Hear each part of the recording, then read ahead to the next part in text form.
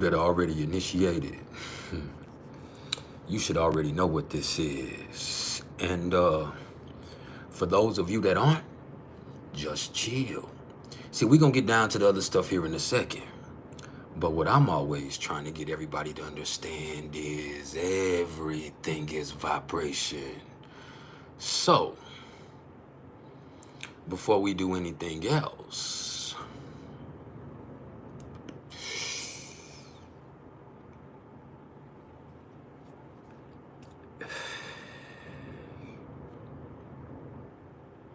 just vibe.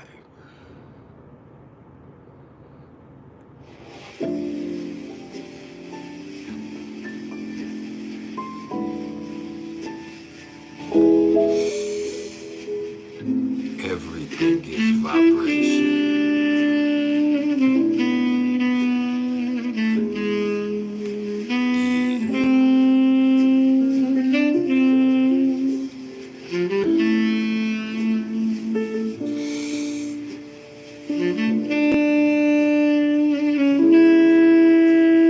Sturgis, how you doing?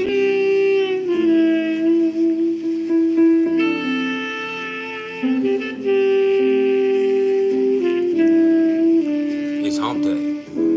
Good morning.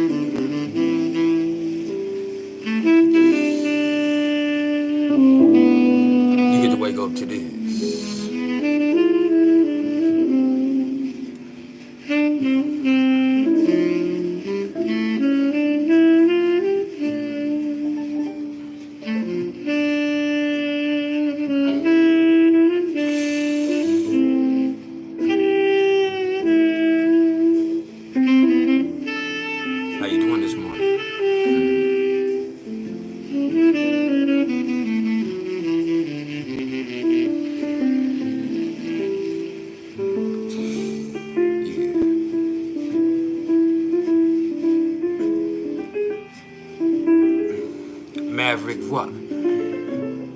How are you doing?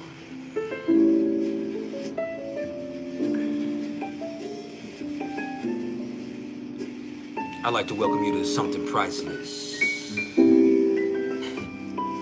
Something priceless for this Taurus moon. So that means I'm actually going to give you something extremely valuable. But first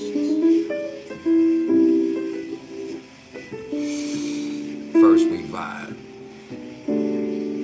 Let that jazz calm your soul.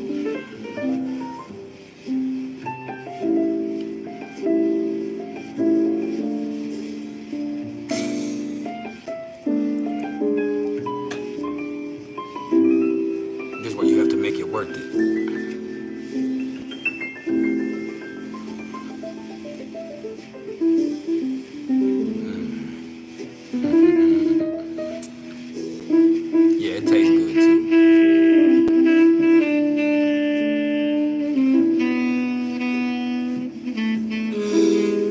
It's hump day.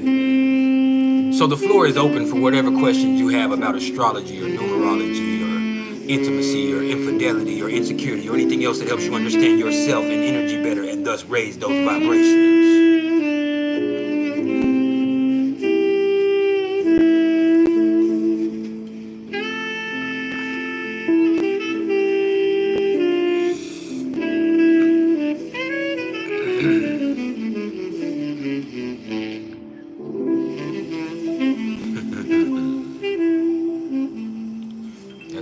In and of itself, ain't it? Look, if you haven't smiled yet today, now would be the perfect time to do so. And if you can't find a smile for yourself, please allow me to be the smile on your face. Because at the end of the day, all I am is the smile on your face. All I am is the motherfucking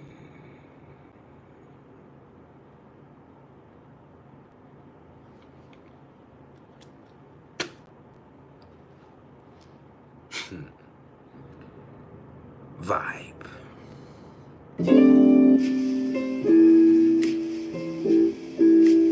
Maverick Voix says, does having a lunar chart versus your solar chart have any significance? If it does to you.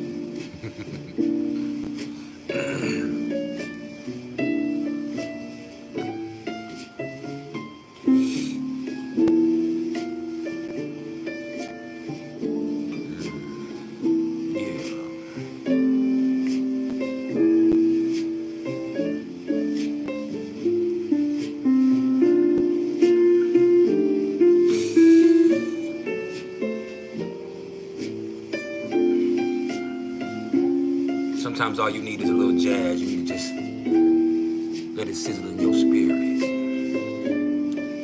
Let it.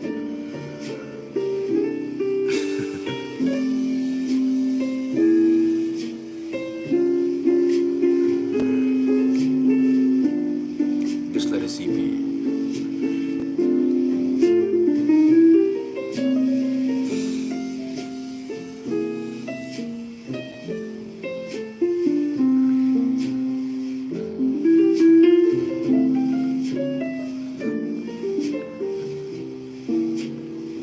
The sun is at 18 degrees of Capricorn.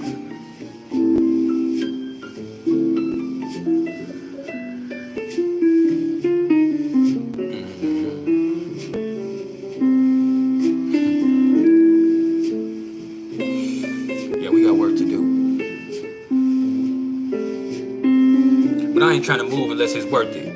I need everything to be calculated. I need everything to be meaningful. Yeah, that's where we at. Good morning.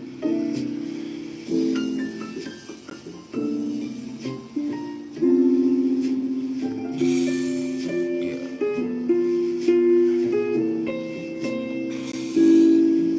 With the sun in Capricorn, with the moon in Taurus, what I need you to be is deliberate.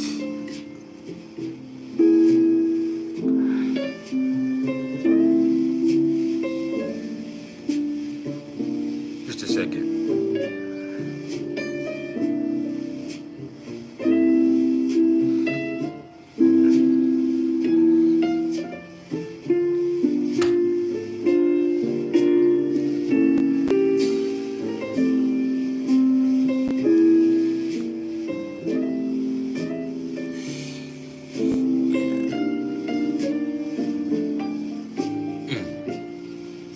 Cooking on that piano. Just ask the chef.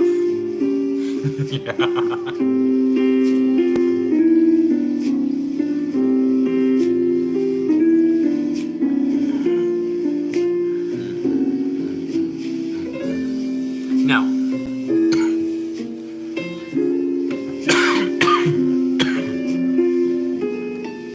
the sun is square to Chiron. So, you taking things too seriously could cause some conflict, but that's all right. That's all right. Sometimes conflicts are necessary. As they say in our Facebook group, conflict is not abuse.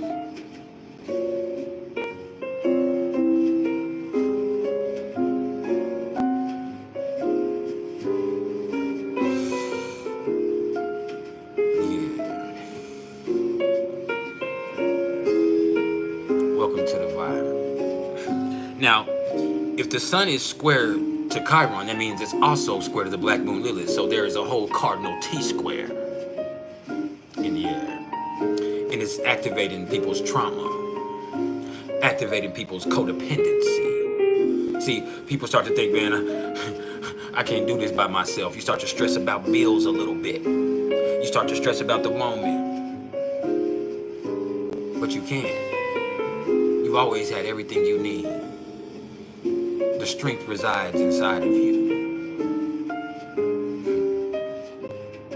Yeah, it seems serious. But you have everything you need. Just be deliberate. Be deliberate.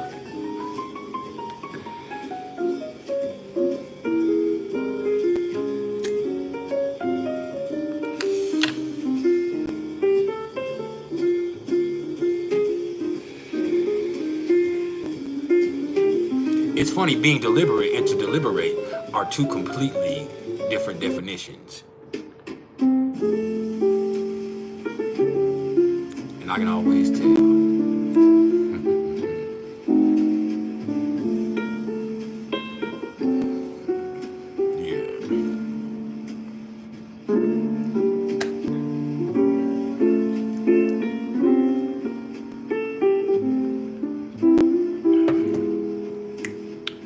Tina.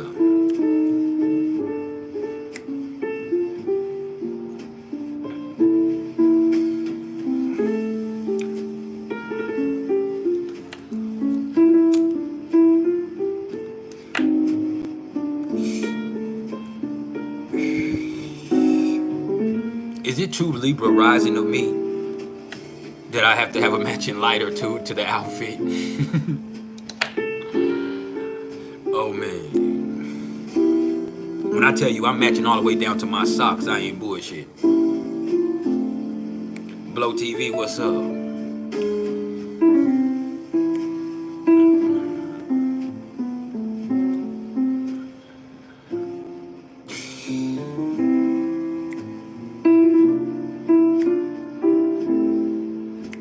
Just vibe.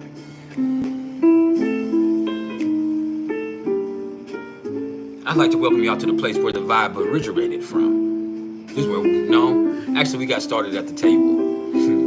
Right there behind me at this table right here. But yeah.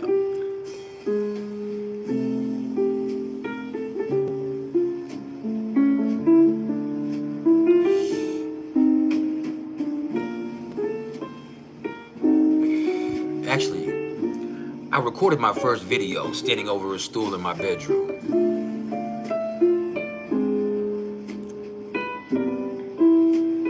Maverick, what? You said, what did this week look like for quitting addiction? Anytime is beautiful to quit addiction, but Saturn in Pisces, period, is the most beautiful time. So this year is the year to do it. Because it could get even more dangerous, even more ominous. Even further instigated. Next year.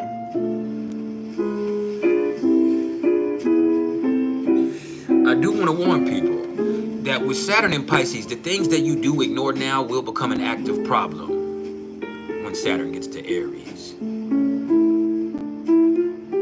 Oh, you want to escape? Well, guess what? The chase is on and I'm in hot pursuit.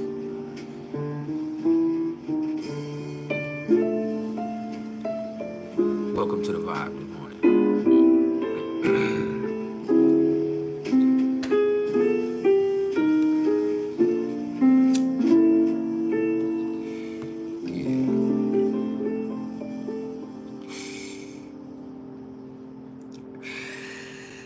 Now, where are we going to go next? Oh, yeah. See, in the wee hours of the morning, sometimes you can still catch a few moments in the moonlight.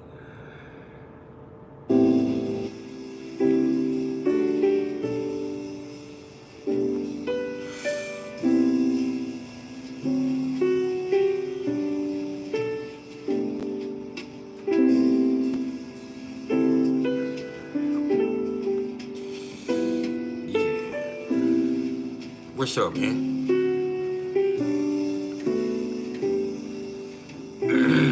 Now, the moon is in Taurus. Now, the beautiful thing is the moon is exalted in Taurus. And the moon is going to actually come into a trine with the sun at some point over the next 24 hours. And that's going to be helpful. That's going to calm people down. Just chill the fuck out.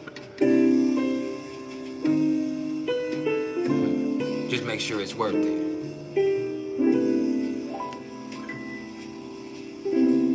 See, but this is where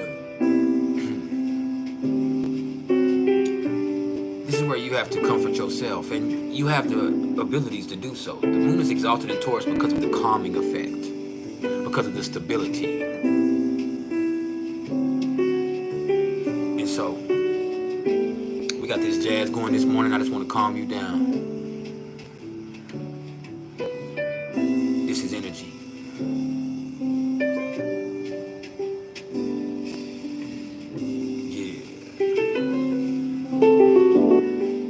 It's 8:13 in Narnia. Do you know what your vibe is?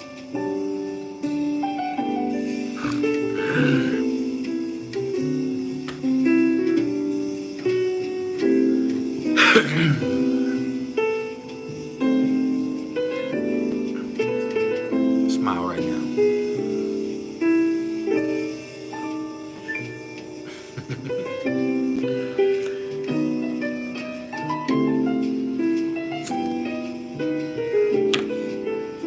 Look good, don't it? Look like me again.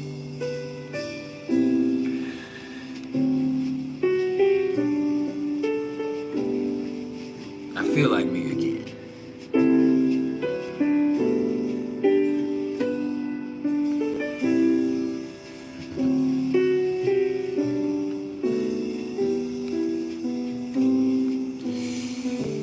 Hey, if you're here, make sure you hit the like button as soon as you come in the door. Make sure you subscribe if you haven't subscribed. Make sure you hit the bell icon so you can be notified when we come on again. But also, make sure you go join the Tribal Council. That's the exclusive memberships here on the channel. There are perks that come along with it, but the more people we get, the more we can offer. And then we'll also have giveaways for people in the Tribal Council also. Alright? So we want to definitely make that worth your while. So show some support to the movement and join that Tribal Council. What's up, Tawny? Smile right motherfucking now, Tawny Watkins.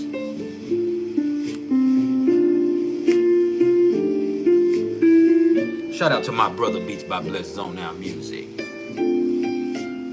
I know this ain't hip hop, but I want you to zone out. Zone out so you can tune in.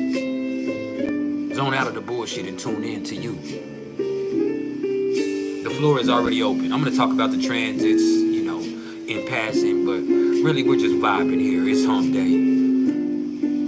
I just want to calm you down.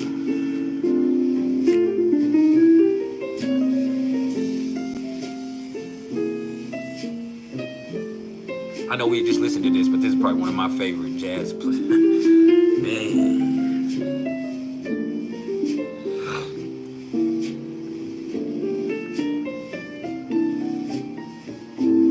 Them fingers are walking on the motherfucking keys.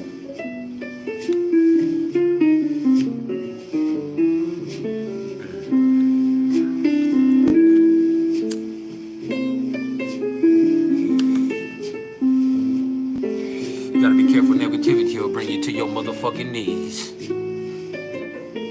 Stress will have you in a squeeze.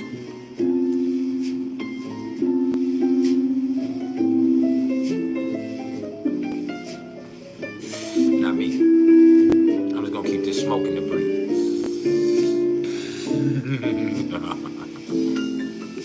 Welcome to the Priceless Lounge. Yeah, we priceless now.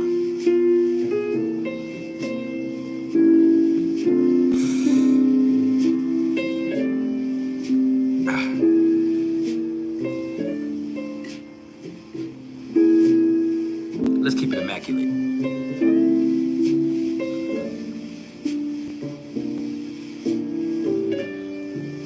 I think that's one of my favorite words in the English language, actually, immaculate.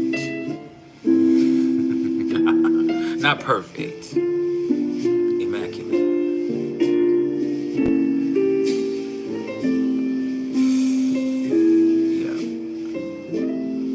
Yeah. Sometimes people try to use your sensitivity to emasculate.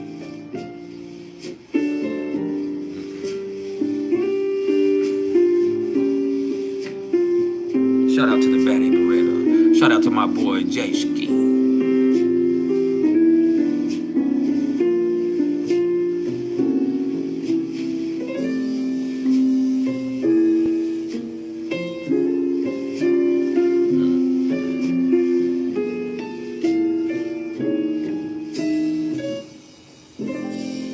That bit went hard. Shout out to the Holly Molly Trio, man. Hey, like I said, the floor is already open, y'all. Y'all can ask any questions, pardon me, and I'll answer anything for you. I'll touch on the transits as we're just vibing, but this is going to be the vibe the whole session today. So Just chill. All right. Well, you can still be my magic.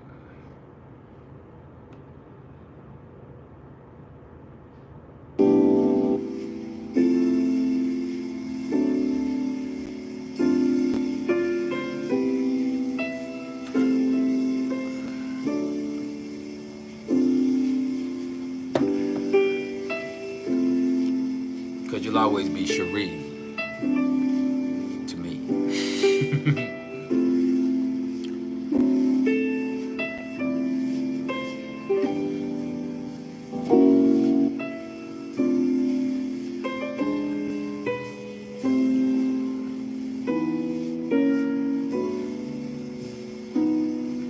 My shawty.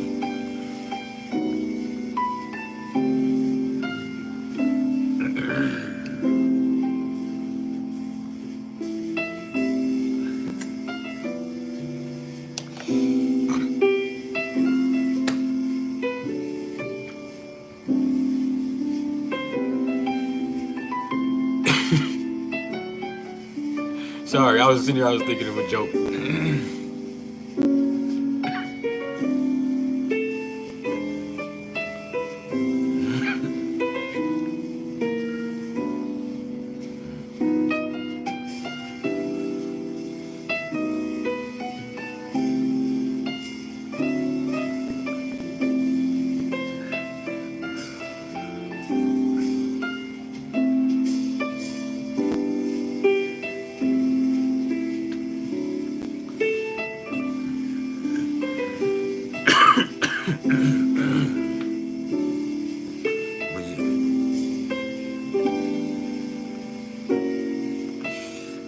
Beats.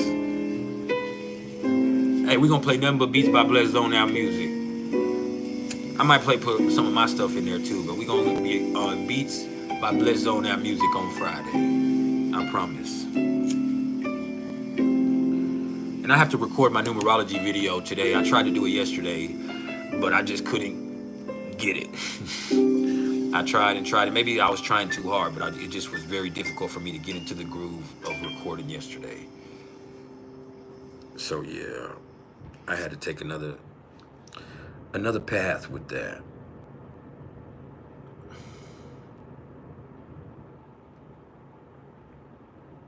Let's go here. Let's have breakfast in Paris.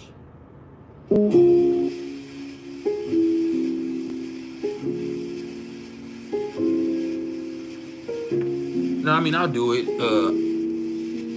I get into these perfectionist tendencies sometimes to where if I stumble over one word, I'll start the whole thing over, and sometimes that makes it too formal.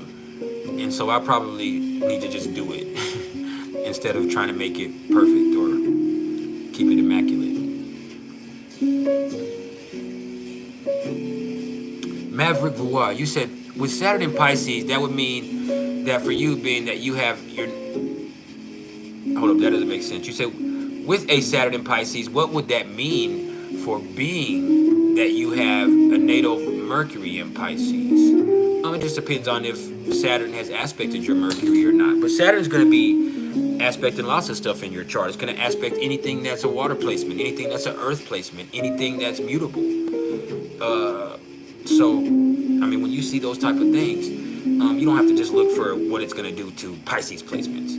It's going to hit off everything. You know, there was a point last year when, or 2 years ago, when Saturn first got into Pisces, where Saturn was trine to my Sun and Pluto, sextile to my Neptune, square to my natal Saturn, conjunct my Moon. And like, it was hitting me in every way possible. And life was rough. So, when you say, are you asking me specifically, how would it aspect Mercury? Or are you saying how it is going to aspect you, seeing that you have Mercury in Pisces? Because it probably has already done so.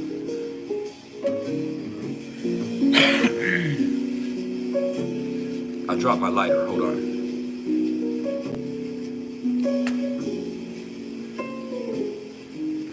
Man, I don't know where I dropped my lighter to.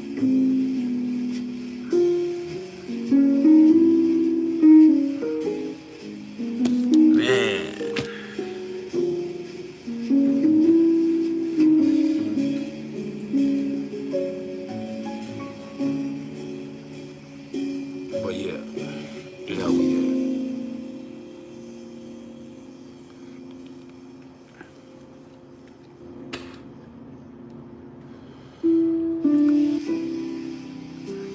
But yeah, man, the moon is in Taurus. How do y'all feel? Hungry? Chill? The best thing to do with the moon in Taurus is find something that gives you comfort.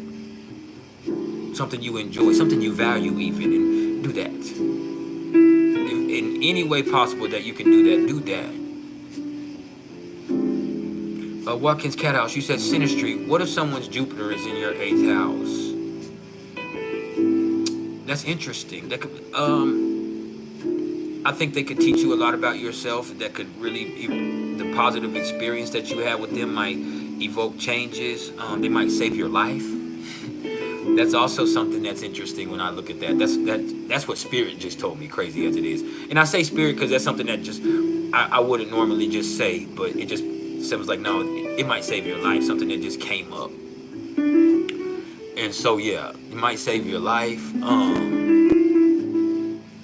Something that could, an involvement that could evoke positive change, that could help you with get out of debt. There's all types of stuff that comes along with that.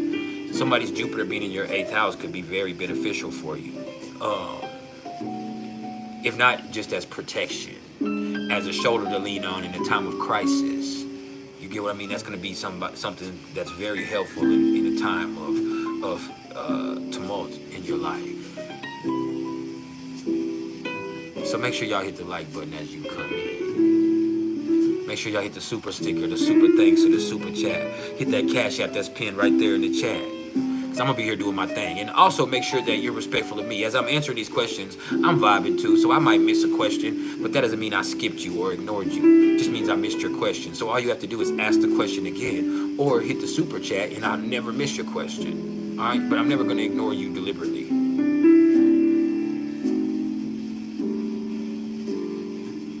Just give me some space while I deliberate.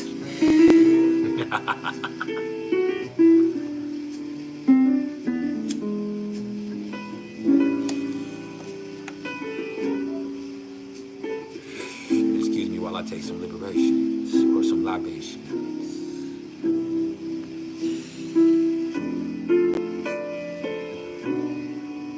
Yeah. We just vibing.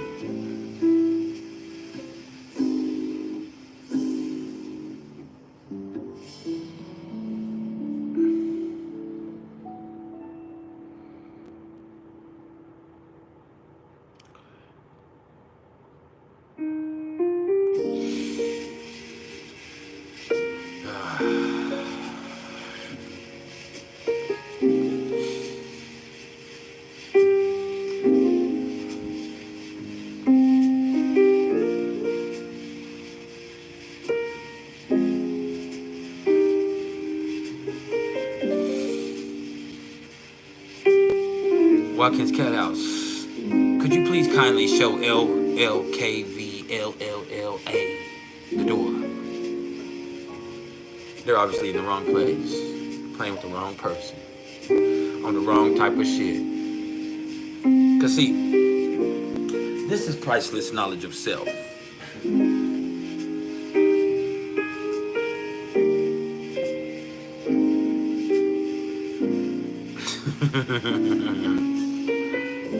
We are the ViBe tribe. There's thousands of us all over the world. So we're not thirsty for subscribers. We're not hungry for attention. No, we're here to raise this vibration with knowledge and information. So we're going to talk about astrology and numerology and all types of stuff that help you understand yourself and energy better and thus raise that vibration. And it isn't going to be for everybody. So if it isn't for you, just swipe up, bitch. Save us all just a little bit of bullshit. Because as you come in on some troll shit, some negative shit, some hating shit, you're just going to separate yourself from this beautiful vibe that we have established. And so you'll be able to observe, you just won't be able to participate. But you did it to you. So before you take the time to type that, ask yourself, is it really worth it? Is that negative expression of energy conducive to whatever you want for yourself in your life?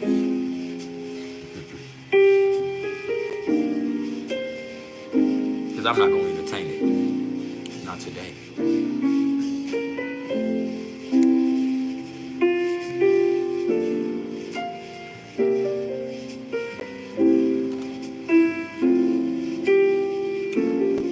Maverick Voix, you said, how does the year number affect somebody's life path number? Well, here's the thing with that. The year number is going to have a universal effect. So that has an effect on your life. The year number doesn't affect your life path number unless you're talking about the year number that you were born, which adds up in the calculations. It's something that's going to be important in those calculations. But your personal year number, whatever year number you're in for yourself in the pace of your life, is going to be incredibly pivotal to the themes that play out for you specifically that year. So you have a universal theme in the year number there, you know, that could definitely be played out. But you also are going to have your own personal year number that you're going to need to stay on top of or keep track of that can really help you out with that.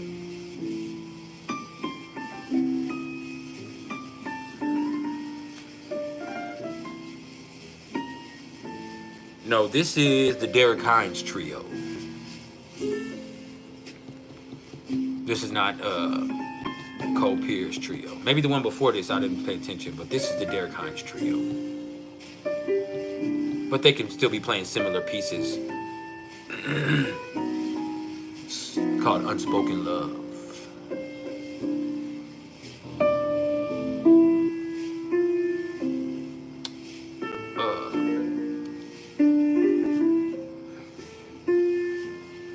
Anon said, your, Y-O-U-R, in 2005. Well, you should still be in 3rd grade because your, meaning you are, a conjunction of you are, you would spell Y-O-U''R-E. So, your Y-O-U-R opinion is not very valuable here.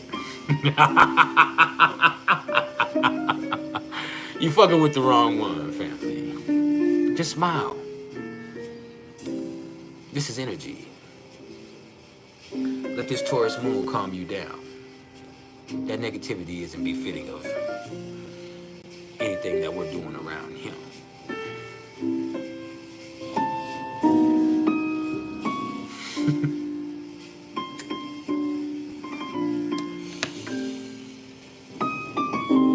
Watkins Cat House, I got you, hold on.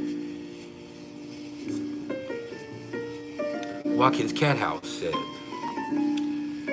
Synastry, North Node on the Sun and North Node in the other person's 7th house. That would probably, North Node on the Sun help you, that would say this person could possibly help you find yourself, or vice versa. You could be helping this person find themselves. Or you are important light along their path. You know, sometimes when a person's in darkness, you need a light, you need a beacon.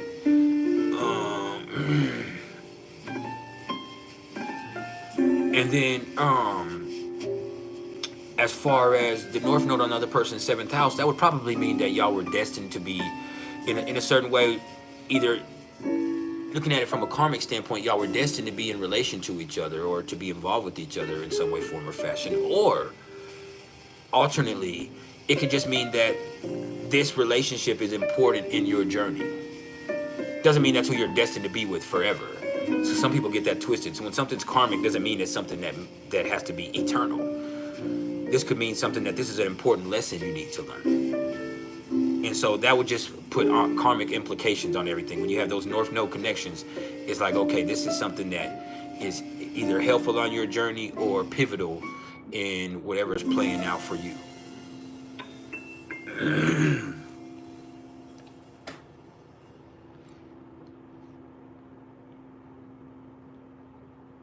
Too Evil, Too Hope. You said, why is everyone giving BS tarot advice? Because it's a quick hustle, unfortunately. I know, don't do that. She wasn't talking. They weren't talking to me. Don't do that. But because it's an industry, it's become a fad. It's a quick way to make money for a lot of people. So if they can develop some rudimentary understanding, or they can watch enough videos to speak the lingo, ultimately what they end up doing is fucking using cards to hustle people. And then they also, you know, which something I talked about earlier, they use twin flames as a modern day ploy to sell readings and things like that. And then they get people who are gullible and people who are spirited, and that's what they do. I'm not a tarot reader. Too evil, too hope. And so that's something that's completely different. And I have beautifully awesome tarot readers that I know. So it's not that. You have to have a certain code of ethics in the way that you're doing things, and not everybody is gifted. And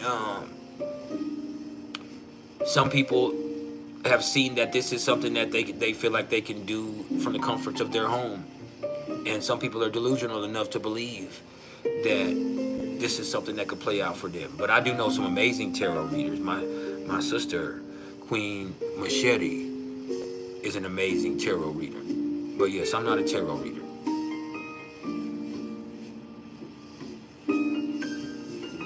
So, much respect to the amazing tarot readers. But with astrologers and tarot readers, people look at this sometimes as a way that, oh, I can make some quick money, or sometimes I can play on people's delusions or mess with people's mindsets, and it's fine. And so there is a very fine line that you have to draw with this.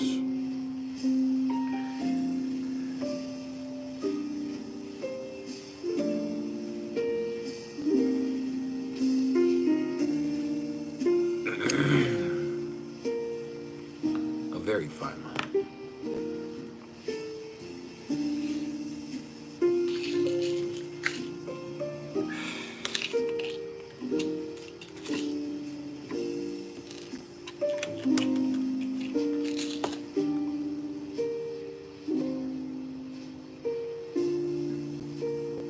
To leave it too old. That's probably true.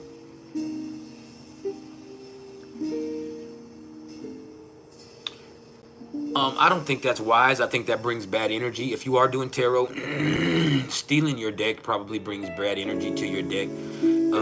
That's the last thing you would want to do as a tarot reader, is bring that type of fucked up energy to you. You know, if that's what you're doing, especially if you're somebody that's supposed to be reading energy, and using the cards to help with energetic things like that, the last thing you would want to do is steal something like that. And I don't even like, personally, to just go buy decks. Some people order decks and stuff like that. And I don't do tarot, like I said, but my wife does, and my sister does, and some people do. But I think it's more important to let decks come to you in a way, some way, form, or fashion. Now, if you're in the store and it speaks to you, and you're like, no, I want that, I need that, that is speaking to you.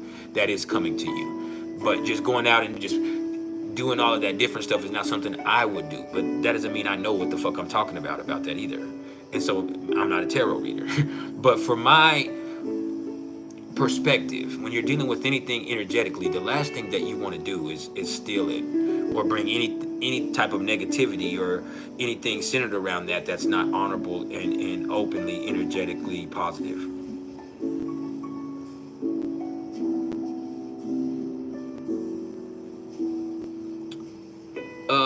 Beats by Blessed Zone Out Music. You said you have heard that soulmates can come from having the same north node. Is that true? That could be something that points to that. That's not something that's concrete. I don't want people to think, oh, we have north node aspects, or we have the same north node, we're soulmates. Because there's a lot of people. Anybody born within the 9-month frame, the 18-month frame that you were born, sometimes can have the same north node as you.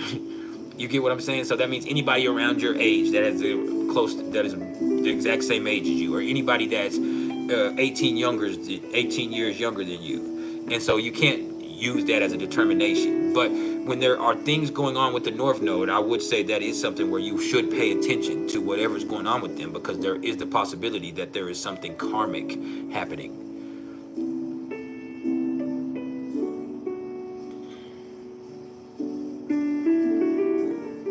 No, it's fine. I know some amazing tarotists and some amazing people that do business that way. Some of my closest friends are like that.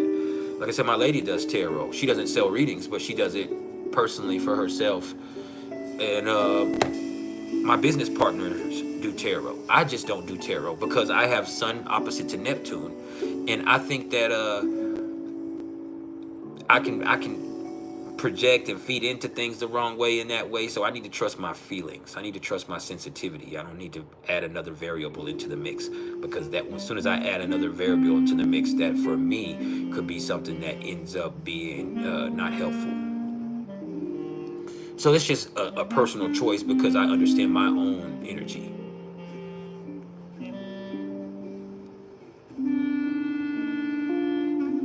So yeah.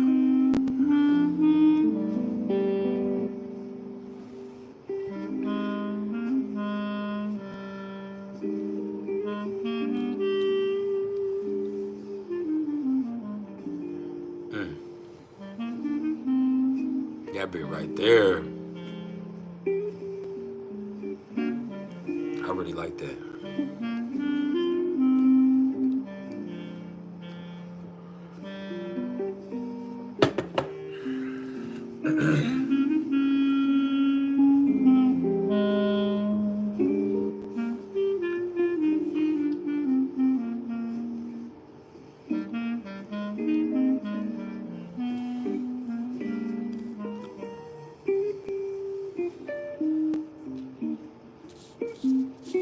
Now, Mercury has actually shifted. Mercury today has shifted at 0 degrees of Capricorn. Now, here's the thing with Mercury and Capricorn. It's real. It's real. And in certain instances, that can be negative or pessimistic, but in other instances, it can be funny, ironic. People's sense of humor is going to be a little bit more dry, a little bit more sarcastic. And people just want to stick to the facts. Just stick to the motherfucking facts. Fuck your feelings, stick to the facts with Mercury and Capricorn.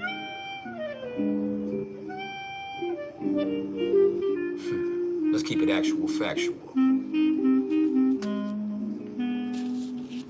And sometimes reality is hilarity. Sometimes reality is cruelty. But with Mercury, you have to understand Mercury is not so much how you think. The moon is going to influence how you think. Mercury is how you process and disseminate thoughts. All right. And express them. And so Mercury in Capricorn just means people gonna be pretty stern. That doesn't mean people are gonna be mean, but it can be perceived as attitude in certain instances. But it's just like people are stern, people are realistic. Nobody's kissing anybody's ass. Nobody's sugarcoating anything. Like, this is what it is, motherfucker. Let's keep it actual, factual. That's Mercury in Capricorn. And that can help. That can help in getting work done. That can help in conversation. That can help in business. But I can't say this is not the most imaginative time. All right.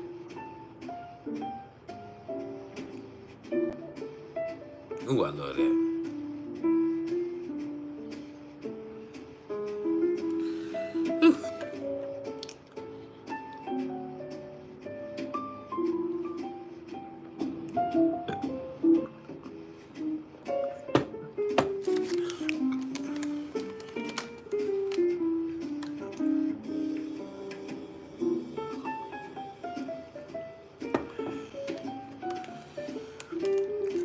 But yeah.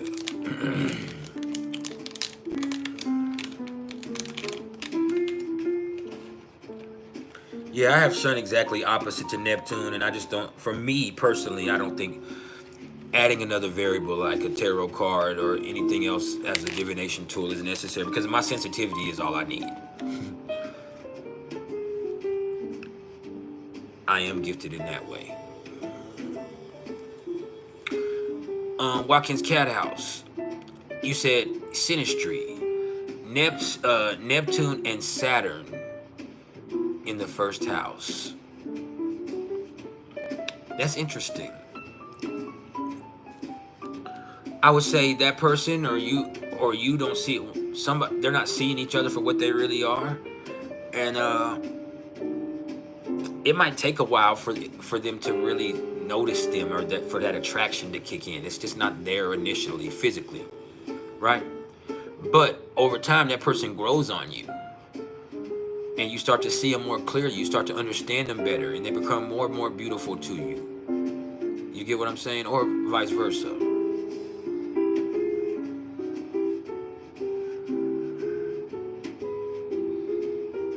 And I mean, I guess that's cool.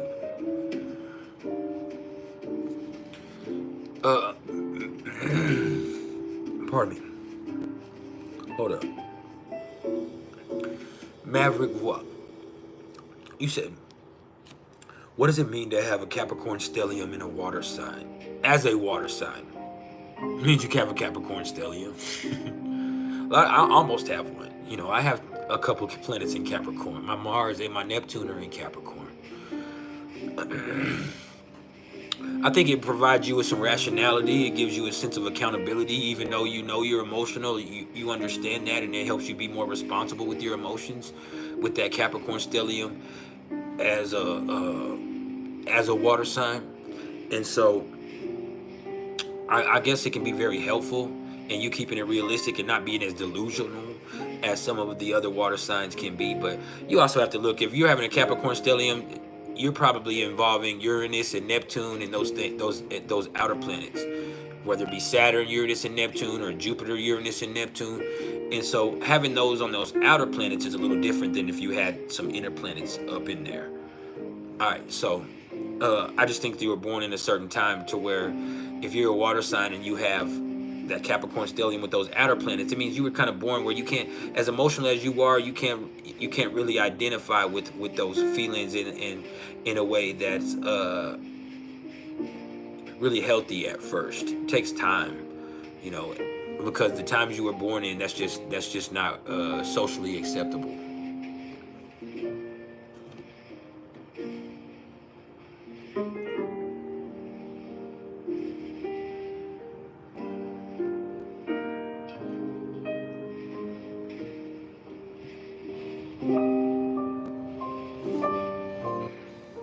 But yeah.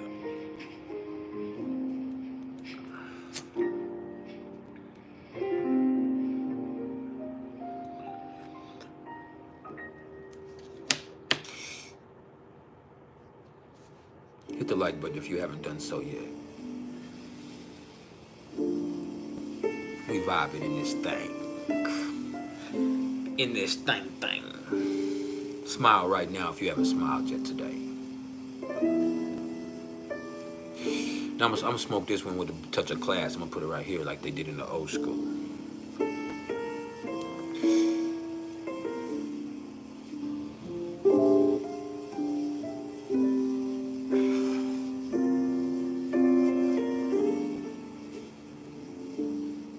Blow TV. You said, what's my initial thoughts on a woman with Mercury in Aries?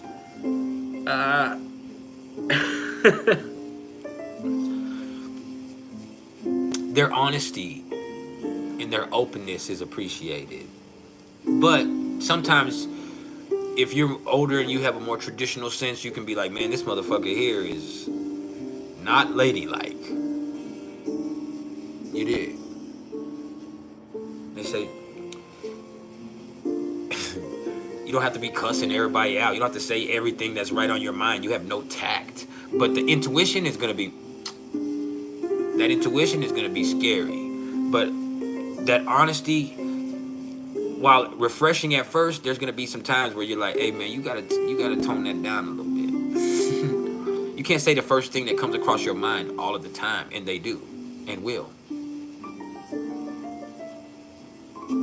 So a woman with Mercury in Aries is a beautiful woman, an amazing woman, but you have to be a certain type of cat to be able to handle that. Now, I happen to love Aries energy. I can handle it. Because I'm easily going to say, who the fuck you talking to? You understand? And then they say, you, motherfucker. That's what Mercury is. say, who the fuck you talking? I got Mercury Leo. Who the fuck you think you talking to? He said, you motherfucker. Oh, carry on.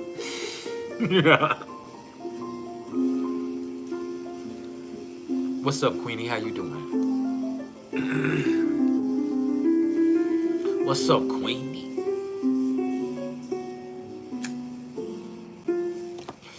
Yeah, great woman, but not for everybody. Not everybody can handle that shit, like, because they're gonna talk reckless. I like that shit.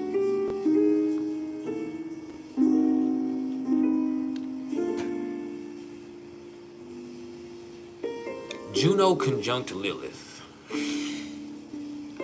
You talk about somebody, are you talking about in Synastry, or are you talking about in a natal chart?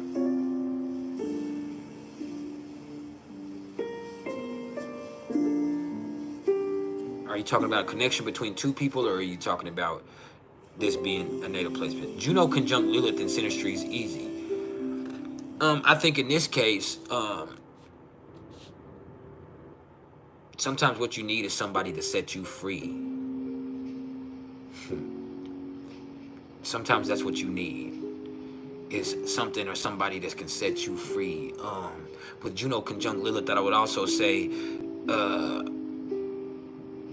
having your trauma triggered is not always a bad thing. Sometimes that's the first step towards you identifying with the shadow parts of yourself and integrating those parts and understanding that that's not the bad part of you. There's no such thing as the bad part of you. You hear me?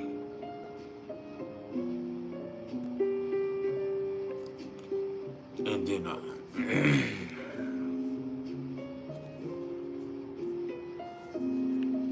Saturn's goat, there's never gangster vibes here. Actually, we openly denounce that. So I don't know what you mean by that. If you're talking about there's not hip hop playing, yeah, but that's also a little bit out of line in its own right, equating hip hop to gangster, because that's not always, unless you're talking about gangster rap. And so, and that's something I would rarely play.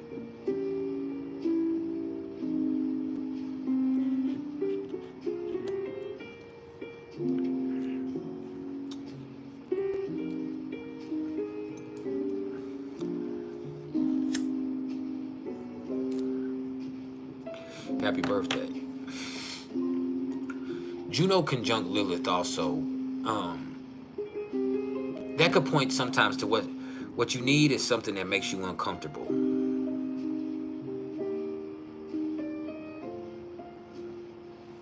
Sometimes you get complacent. You need somebody that can make you uncomfortable. That's where you really grow. That's where you really learn from your mistakes. That's where you're actually at your best, whether you know that or not. Because when you're complacent, you're stagnant.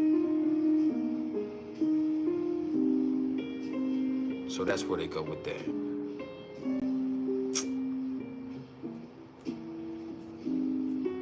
So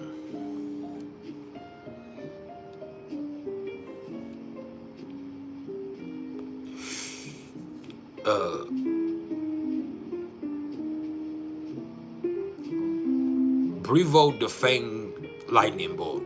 Tell that to the thousands of people that tune in here when they tune in.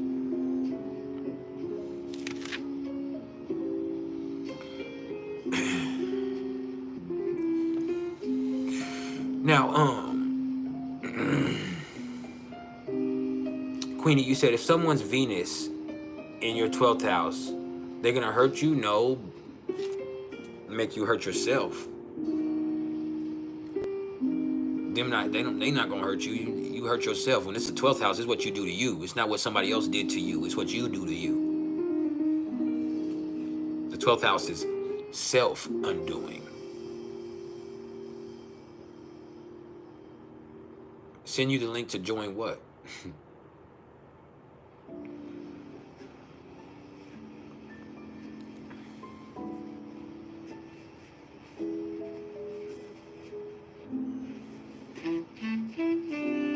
No, we already listened to that.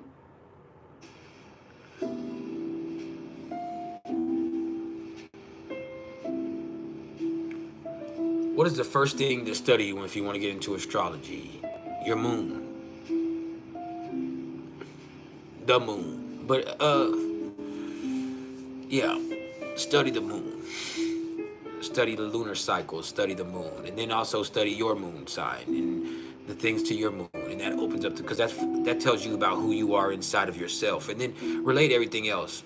But it's different things for different people also. Sometimes people get enamored with the black moon Lilith. Sometimes people get enamored with what's going to make them money. So it just depends. But I would always start with your moon sign because for me, it's about figuring out who you are from the inside out.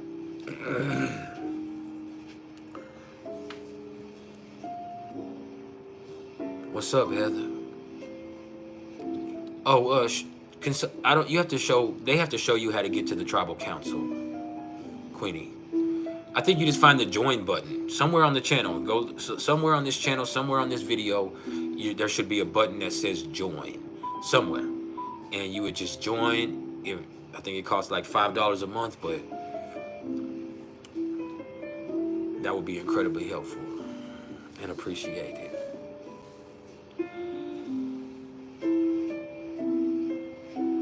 Saturn's Ghost said you have a Taurus moon, so you're in the real return. You got the sun in Capricorn, the moon in Taurus, and today the sun is in Capricorn and the moon is in Taurus.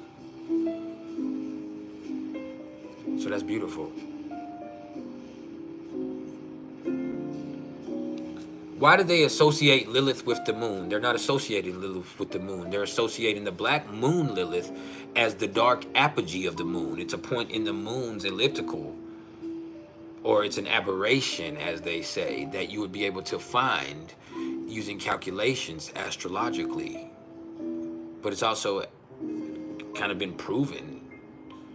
And so that's why it's different for everyone. But the black moon Lilith is not an actual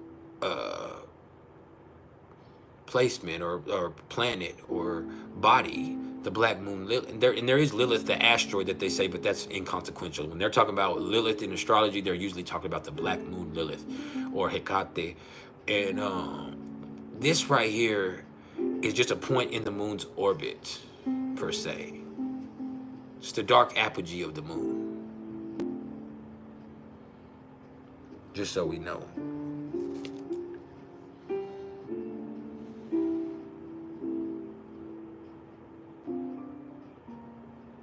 Love to see you do a chart sometimes. Do I explain charts? I've done charts, but if you want me to do a chart, you just got to get a reading. I answer questions off the head for hours on end, so you just have to get a personal reading if you want me to see me do a chart. Hey, could somebody tell Queenie how to join the tribal council? Pardon me. I don't want to do your chart live. I don't do charts live. That adds a variable into the mix that also is where I'm not tuned into the chart because I'm paying attention to the reactions of the chat. And so doing someone's reading intimately is something that we would do intimately together. I've read a chart before. I do it in every video that I do about elections or boxing fights.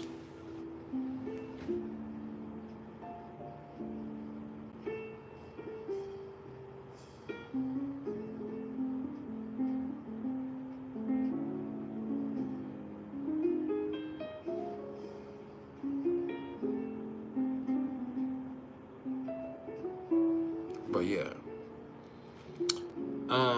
Brady Beretta, you said Saturn is exactly conjunct your South Node in Leo, second house, in Synastry. You're trying to figure out why that feels so familiar. His South, because that's what it feels like with those South Node connections. It's like if they feel like home.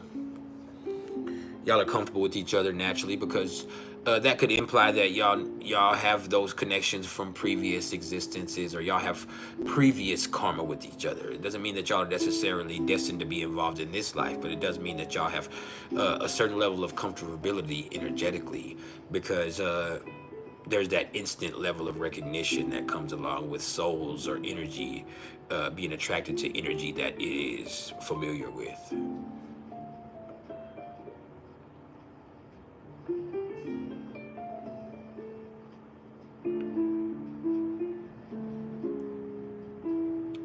Maybe you should go watch my Lilith series, because I do give it, in each Lilith video, I give an in-depth description, because you might have a misguided perception of what Lilith is or what Lilith represents. And so I would definitely go check out that series. Find out your placements. I have a video for both houses and signs. For every Black Moon Lilith house placement, every Black Moon Lilith sign. And so you just have to go figure out what yours is, go watch it. I give, I talk about the mythology in each one of the videos. And maybe that'll be helpful in understanding the energy a little bit better and what Lilith represents astrologically. And why it's important.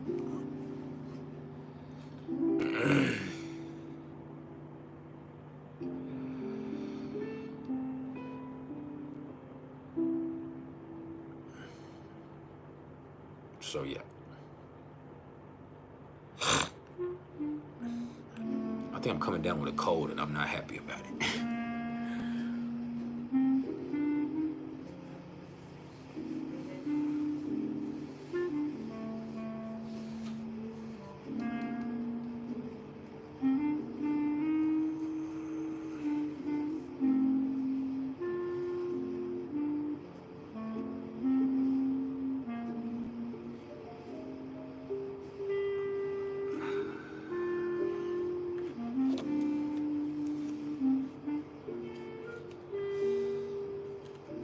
I gotta record today, man.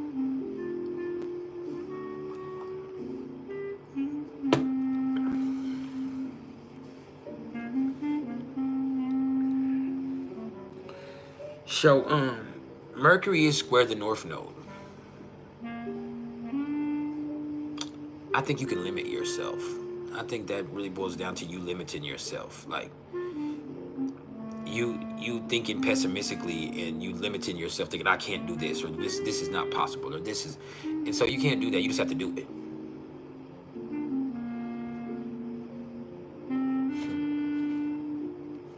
That's a cardinal conundrum.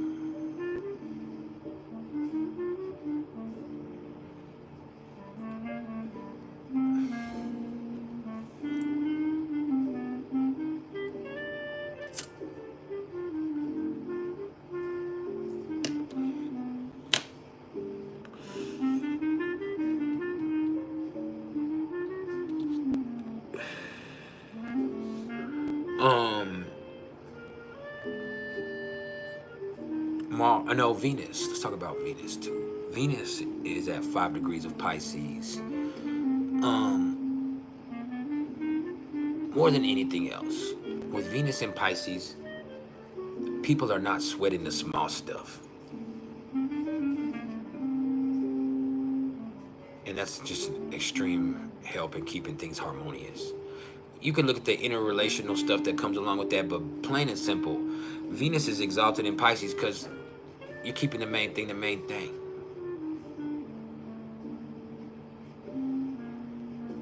You're not sweating the small stuff. You're letting love flow freely. You're going with the flow. You're in harmony with yourself, with others. That's what's beautiful about Venus in Pisces. You're in a vibe.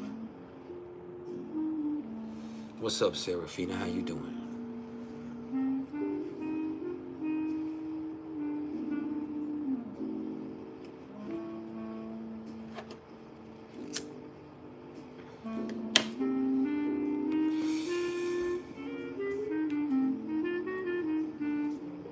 Hold on, let me answer these questions. You said Saturn's goal said, you said it was beautiful. What does it mean for you that you're a Capricorn sun and today there's a Taurus moon? It doesn't mean anything. I mean, what I mean is, if you're in a solar return, if you just had your birthday yesterday or a day ago, and you're in a solar return to where the sun is conjunct your natal sun, and you're also now in a lunar return at the same time, this could be a great grounding point for you to chill yourself out, to put yourself in a position to move more deliberately from here on forward. And so that's what I mean. It can be a beautiful thing. You have to make the most of the experience. Just so you know. Misha And the vibe tribe. I miss you too. Serafina, you said Pisces sun in your 11th. Are you talking about in Synastry, or are you just saying your Pisces sun is in your 11th? Which is something I should know, because I know I've done your chart before, haven't I not? Aquafina Billy.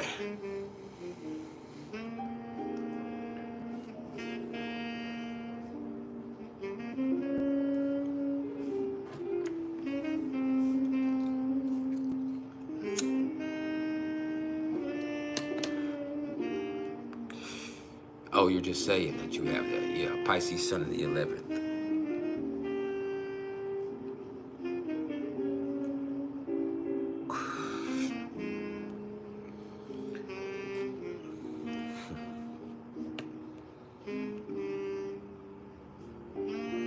Damn. It's 7 degrees outside.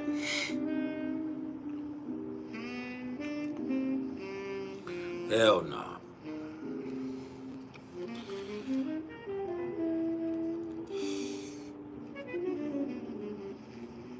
Good, I need the money right now. You need a reading soon, I need the money right now. So definitely get at me. We can swap it out.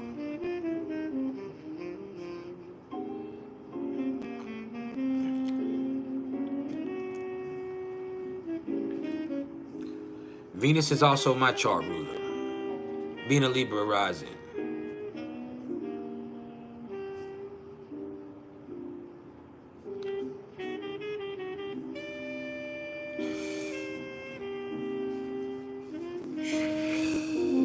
And then you look, where's my Venus? My Venus is in Leo in the 10th house, so that's where that plays out. That's where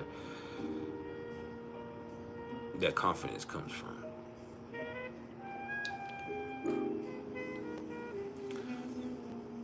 Beats by Bless Zone Out Music. Give me my money.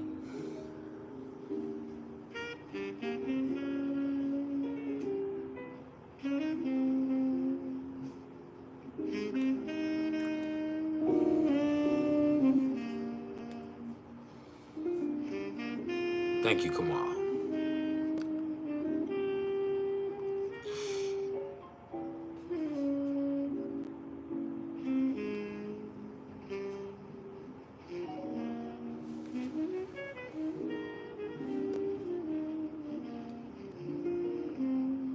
Yeah. Mars in Capricorn.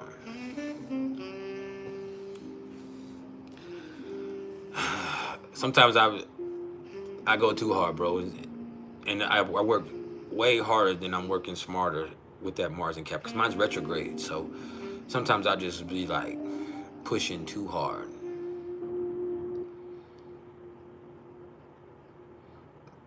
Pushing way too hard, fam. Watkins Cat House, you said having Moon, Venus, Mars all in Pisces, is there a way to not be so sensitive? No. But that's your superpower. When you stop looking at it as a hindrance, you start accepting that that's what makes you so powerful. I know it feels like vulnerability a lot of the times. But Pisces is all encompassing. Sometimes we forget that about Pisces. People get so caught up in trashing Pisces and all of this stupid shit that people do when they're shit posting and all of that, when Pisces is literally everything. Anything.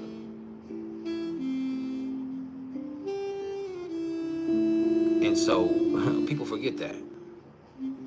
Pisces is actually the strongest out of all of them. Your love is stronger than anything. Your imagination.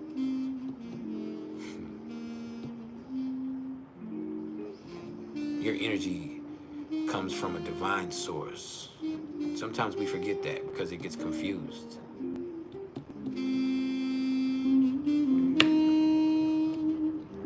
With Pisces, you have to understand externally, there's always going to be confusion. But if you use it internally, this can always lead to great and amazing things.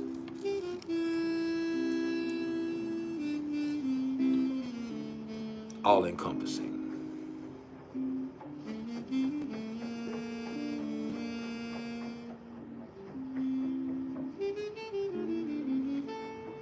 So yeah.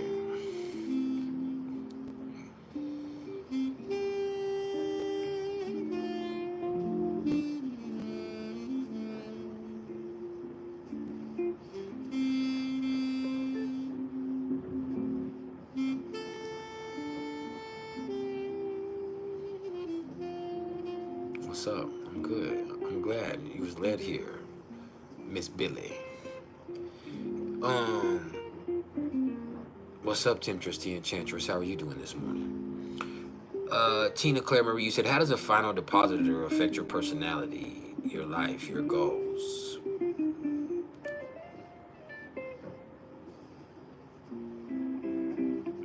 I don't know that it does.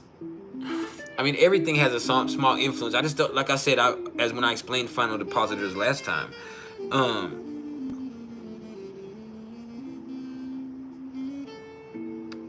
I'm not looking at that like it's like as important as people try to make. People get stuck on one thing in there when they're learning stuff and stuff like that, so they'll start sharing how significant and important it is because it's important and significant to them at that point in their journey. But the final depositor is, in my opinion, is while it is something of note, it's not the most, you know, it's not going to be the most influential thing as you would think it is, you know.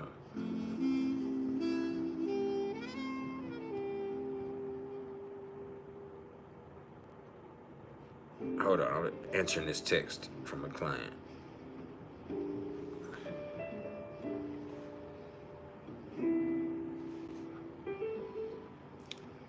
Well, let me just put it like this. The final depositor, because it aspects everything in your chart, I have to check myself a little bit because I get mad. You know, I get into these tangents, but let me clarify that. The final depositor is important because it is an aspect to just about everything, or it has the most aspects, you know, or all the other planets depend on it directly or indirectly in its way. But I think that that's not going to be, through its connection, it has influence, but it influences it in different ways because of the different effects that each one of those aspects or those connections that it makes with each one of those. So it's going to have them, even though it's your final depositor, that doesn't mean that that's your ruling planet. You know, it's not the same as your chart ruler, unless it is your chart ruler. You get what I mean? And so you have final depositor, you have chart ruler, you have, and so you have all of this stuff, but I would not say that is the determining factor in your personality, in your life, or in your goals. I just think that that energy and that planet or that placement is going to be extremely pivotal in your life through influence and through connection, and that everything comes back to that. And so more than it means everything goes from that, everything more or less comes back to that.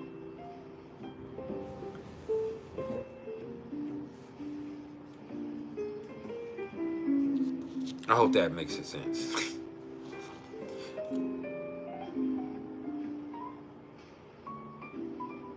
And it's going to be the only, like for me, it's Jupiter, right?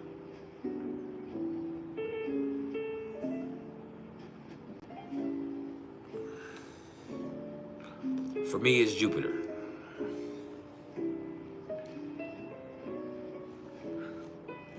Or Pluto. No, for me, it's Pluto.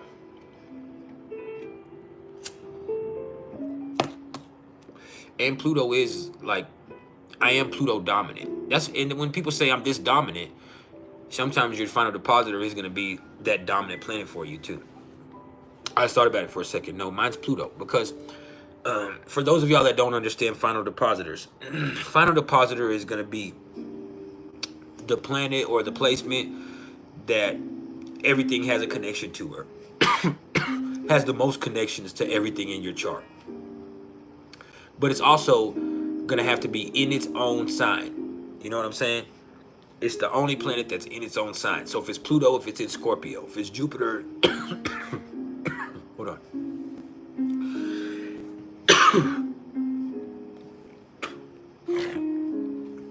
If it's Jupiter, it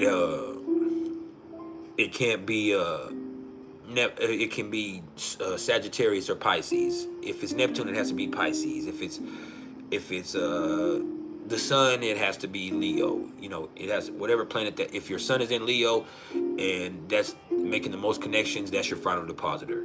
So there's things that are determining factors in there with it. But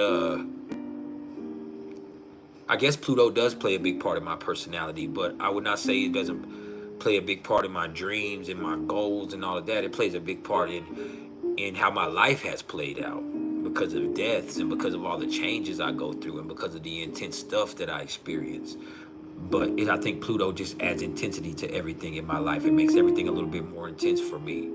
You know, it makes my life theme more intense. With Mercury, it's more like it's about learning and communicating and things like that. If it's the moon, you know, emotional stuff. You've had a lot of emotional themes in your life because of the moon's influence on everything. With the sun, creativity and ego and just like self-awareness and actualization. With Mars, there might be a lot of conflicts in a person's life because Mars is making so many contacts with different stuff, or there just might be a lot of sexual energy in a person's life. So when you see that final depositor, it does have an influence, right? But it's not, what I'm saying is it's either going to be something that's very prominent or it's going to be something that's subtle and indirect, but it's going to have influence. That doesn't mean that it's the determining factor in those things in your life.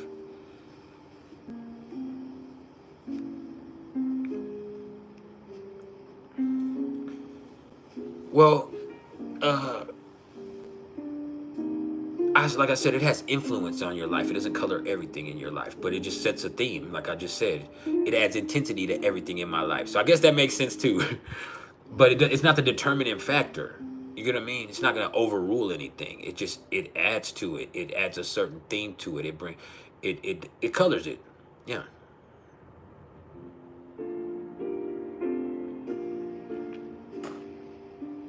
It colors it.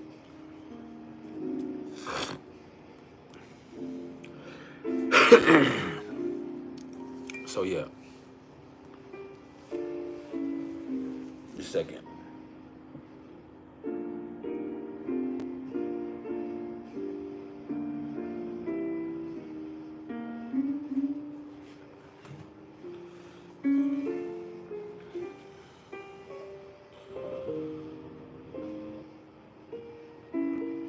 Peaceful aura, that's possible. You said you have the moon in Cancer, so that must be yours. Probably is. Is your moon making aspects to everything in your chart? Or is everything directly able to be traced or linked to your moon? Probably. For me, it's Pluto. It's Pluto.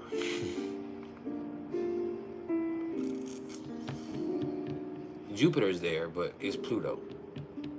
If I did traditional, it would be Jupiter. In this sense, with modern rulerships, it's Pluto. And Pluto makes the most aspects to everything. Pluto's trying my sun. Pluto is trying my moon. Pluto's sextile to Neptune. It's semi-sextile to Saturn. And it's square to my Mercury. So you see how I have all of that. I have all of that with Pluto. Now Jupiter, as far as aspects, Jupiter is really only strongly aspecting my Mars and my Neptune. I mean, not my Neptune, my Uranus. Jupiter square to Uranus in my chart, and it, with the 3-degree orb, and it's less than 1 degree orb, so a 0-degree orb with my Mars, and it's sextile with my Mars in Capricorn. And you know what they say about Jupiter and Mars aspects. And yeah, it's big. It's real big. Just, if that ran across your mind, it's real big. But yeah, no, Venus is my chart ruler. It's in Leo.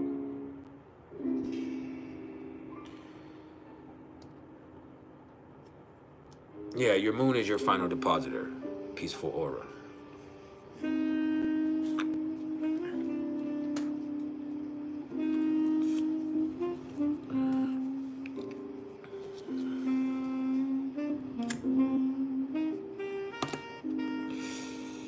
I had to walk it back a little bit. Walk it back. Walk it back.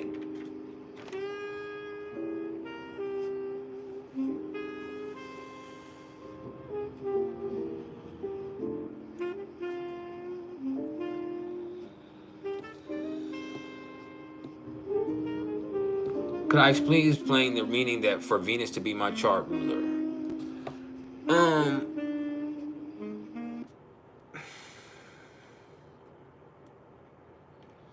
Hold on, let me turn this back up a little bit. I accidentally muted it.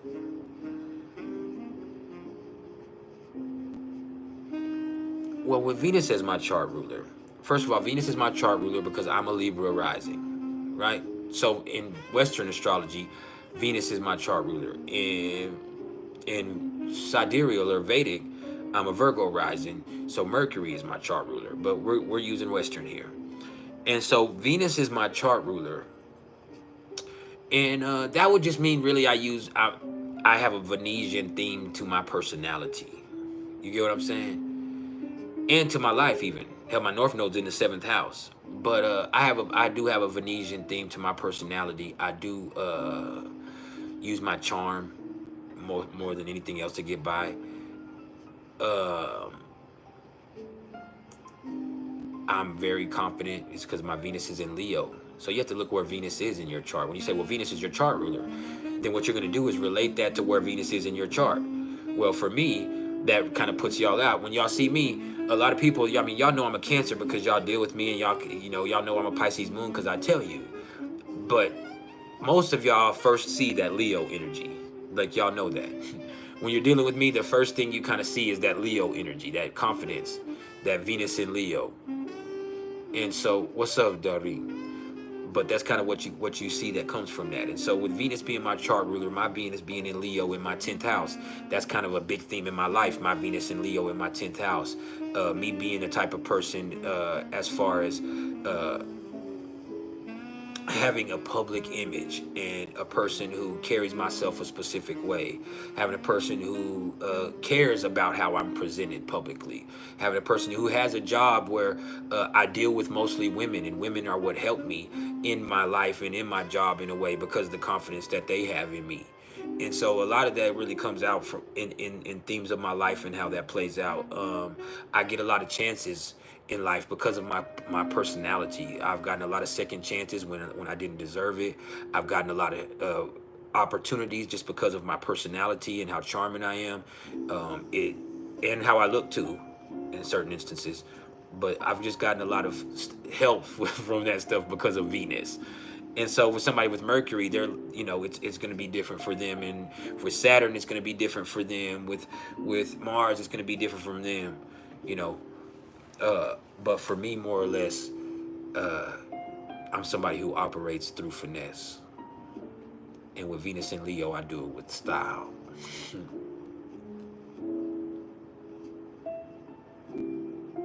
Darine DeVie, you said, how do you know what's your chart ruler? Whatever planet is ruling the sign that is your ascendant. So if you're an Aries ascendant, it's Mars. If you're a Taurus ascendant, it's a Venus. If you're a Gemini ascendant, it's Mercury. If you're a Cancer ascendant, it's the moon. If you're a Leo ascendant, it's the sun. If you're a Virgo ascendant, it's Mercury. If you're a Libra ascendant, it's Venus. If you're a Scorpio ascendant, it's Mars. And Pluto is the co-ruler.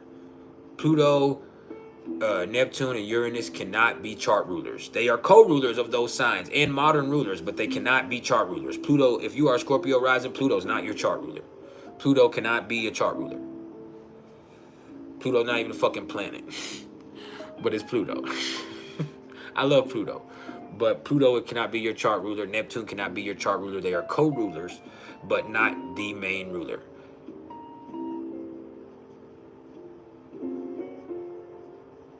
So yeah, that's how it is.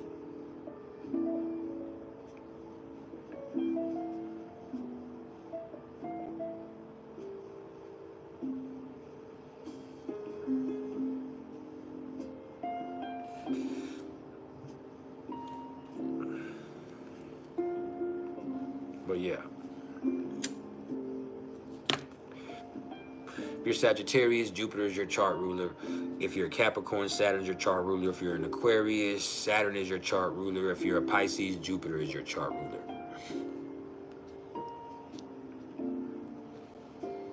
But I would also see where Neptune is. So if you're a Pisces, you know, Jupiter's your chart ruler. Look where your Jupiter placement is, but also see where your Neptune is. And both of those are going to be important for you. If you're an Aquarius, you look where Uranus and Saturn both are. If you're a Capricorn, look where Saturn is. So your Saturn placement is your chart ruler. So my Venus in Leo in my 10th house is my chart ruler. Venus is my chart ruler, but my chart is ruled by my Venus in Leo in the 10th house. For you, wherever your Saturn is. For a Taurus ascendant, wherever your Venus is also.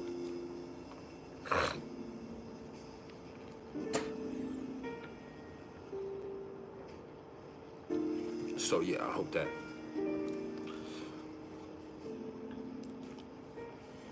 that makes sense.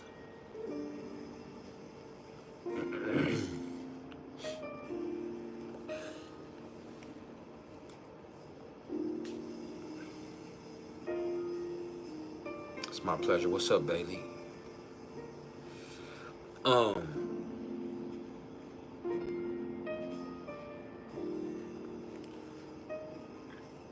Cats or dogs?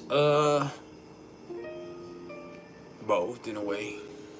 I have a dog, but I mean, I wouldn't mind having a kitty cat.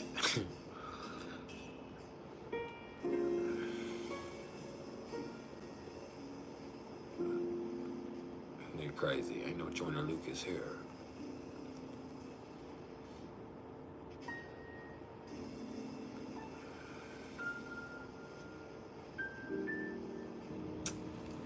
Keep the questions coming, people. The jazz is still playing. We still vibing. We 90 minutes in. We got 90 minutes to go. Then I'm out. Thank you for your love.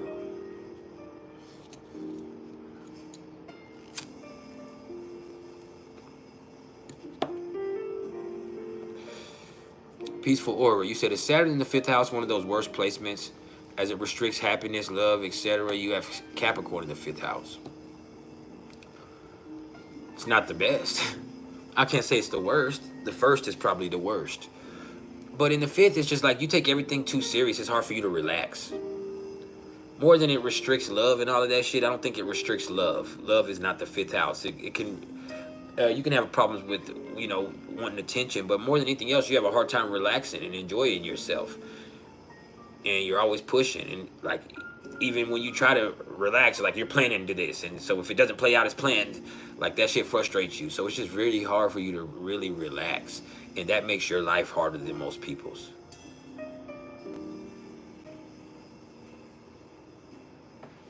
You hear me? Thank you, Dadine DV.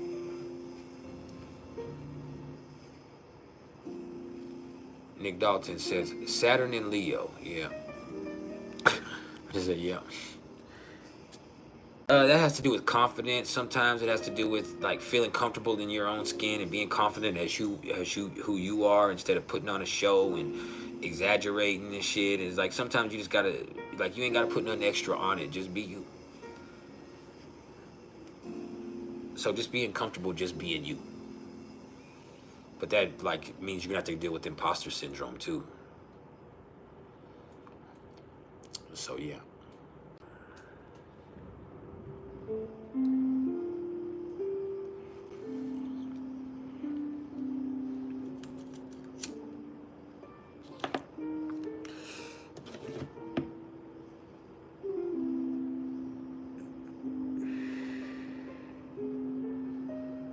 Hold on.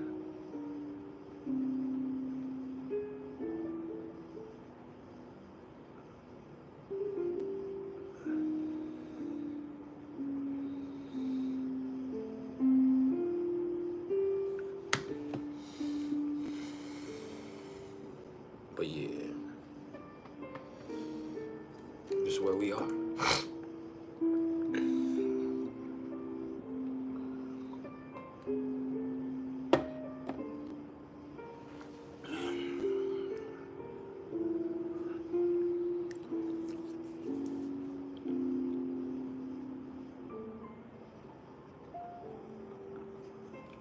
Peaceful Aura said, they don't want kids, and that's usually the case with Saturn in the 5th house. So, yeah, that can be that. Or it's delayed, or, yeah.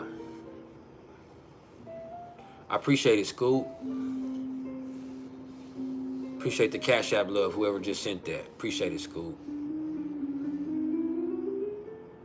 That's love.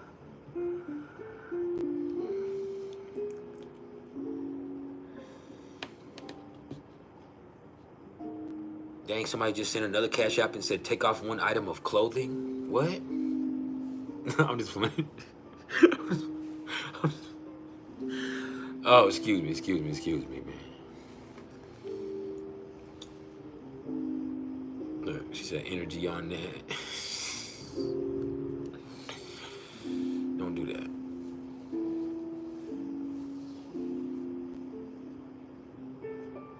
Y'all crazy. You said, what if your North Node is in your 11th house at 0 degrees? Is your North Node really at 0 degrees of Aries? That means your Draconic chart is exactly the same as your natal chart.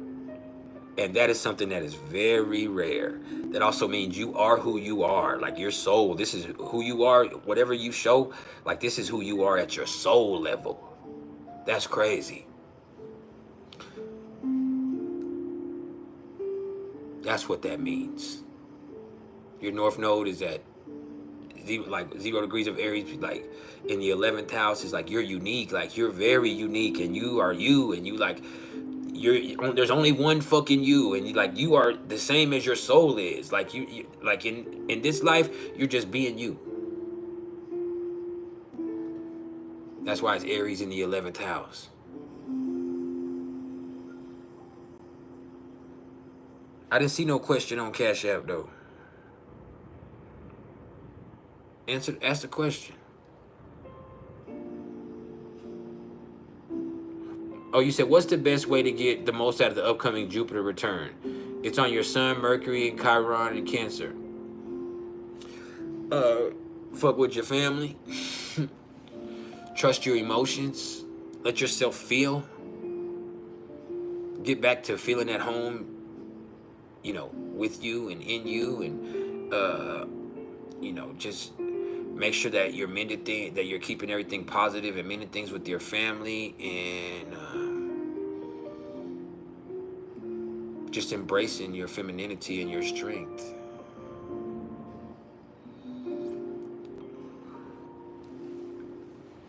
Yeah, that's very crazy for your North Node to be at 0 degrees, because that's what you do when you make a Draconic chart.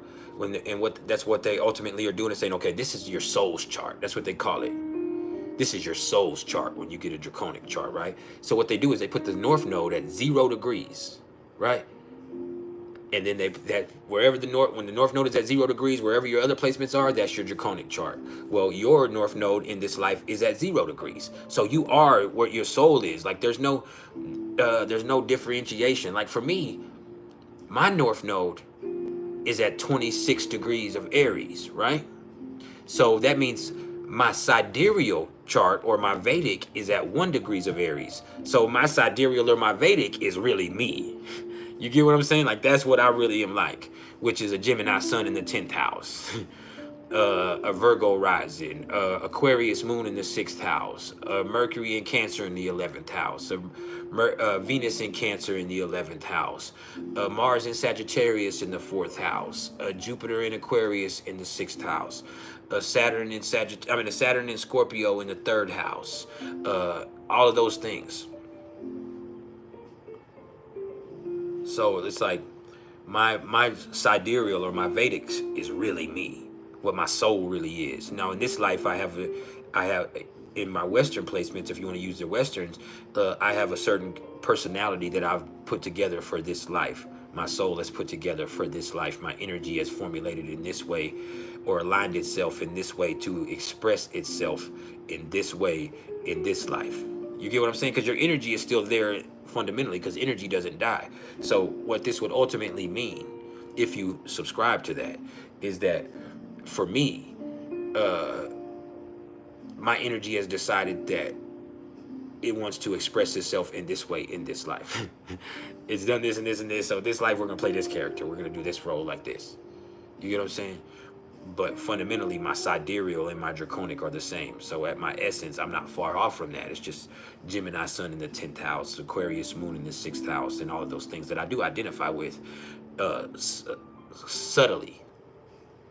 It's like, that's not me. Like when I look at my Vedic, like I like the nakshatras because that gives a different explanation. But when I look at the sidereal placements, I'm like, I don't identify with being a Gemini sun in the 10th house. Even though if you look at my career and what I do, that makes sense. You look at how I connect, I express myself, that does make sense, does it not, guys? You get what I'm saying? What's up, Sandra? How you doing? But even if beyond that, you would look and see that you can see the Aquarius moon makes sense, but I don't, if you're looking at that as a sidereal, I don't really identify with that. I can recognize that in myself, but that's not really how I pop out. You get what I mean?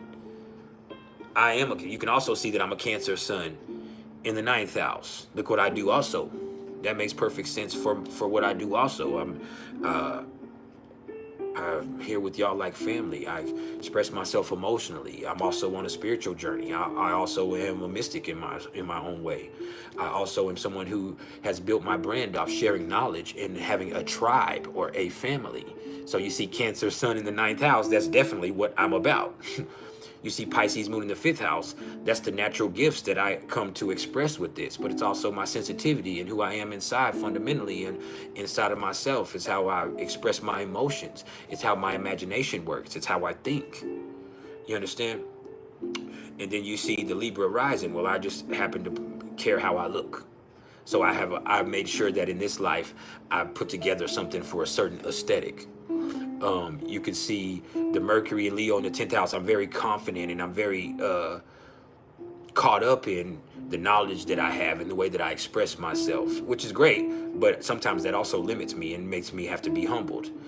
With the Pluto in the 1st house, like that's where I wear those experiences on me, the trauma that I've had, the stuff I experienced with my mom, the stuff I experienced with my stepdad, the sexual energy that kind of comes off of me. All of that just has to do with the way that I was raised, and this is how it really just is on me. Like it just can't be light. It has to be intense because I'm an intense person. And so all of that just plays out. You see how but you see the differentiations in that. So ultimately for Serafina, it's like this. She really is like that. Whatever she shows you, that's what she really is. She just needs to stay authentic and just stay like that. Don't get caught up in anything else, because for her, like her Draconic and her natal chart are exactly lined up with each other. And so what you see is what you get, and that's how she is inside. That's how she's always been. So ultimately, if your North Node is at that, it's like the universe is telling you to get back to how you've always been. You get what I'm saying? Get back to how you always been. Get back to you. Get away from all of the fucking pretense and the bullshit. Get back to you.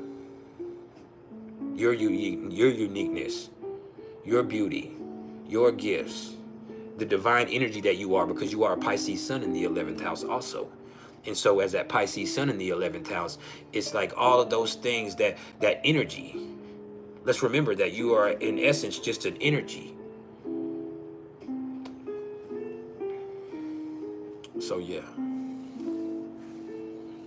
that's how we are with that.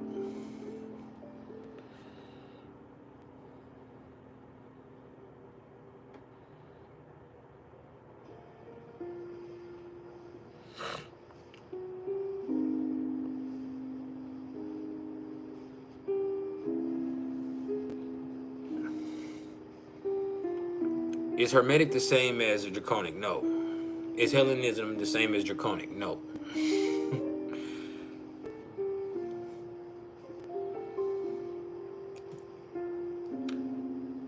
Like, if you're just authentic, Sarah, if you're just authentic, if you're just genuine, if you're just raw, you're going to attract people to you that are the same, with that Aries North Node in the 11th house. And that's beautiful, because having people that you don't have to fake the funk around is going to be something that's really helpful for you.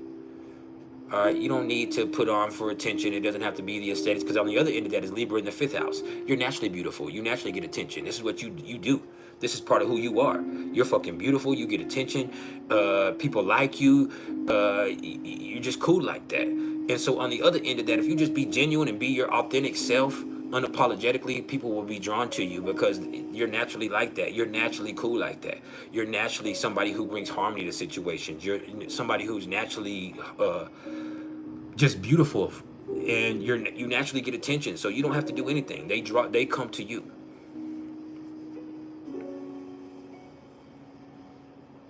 Yes, yes, absolutely, absolutely.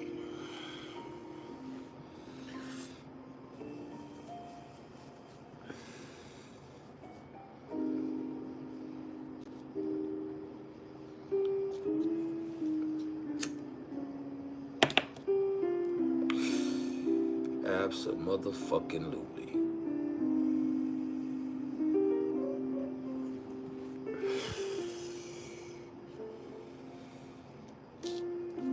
You're welcome. Yeah, everything you want does come easily. Temptress the Enchantress, she said, could I please explain and give advice for Jupiter in the 1st house for a Taurus rising?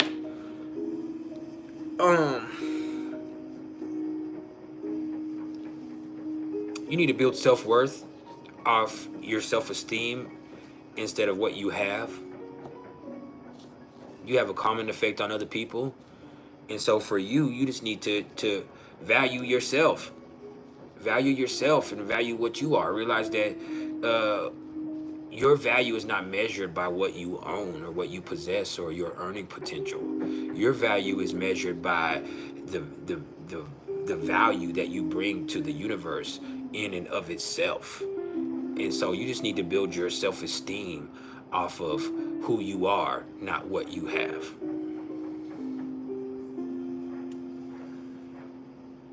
Because you're everything.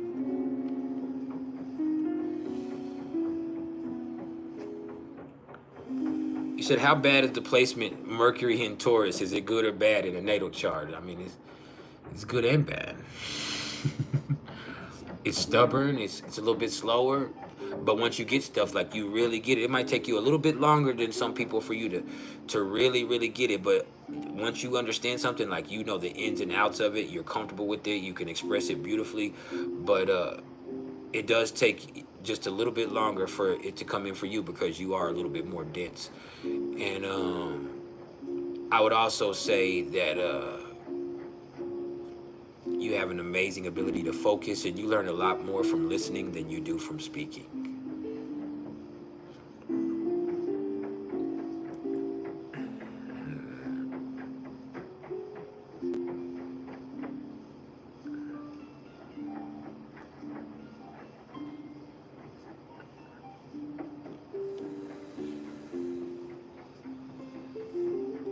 But yeah.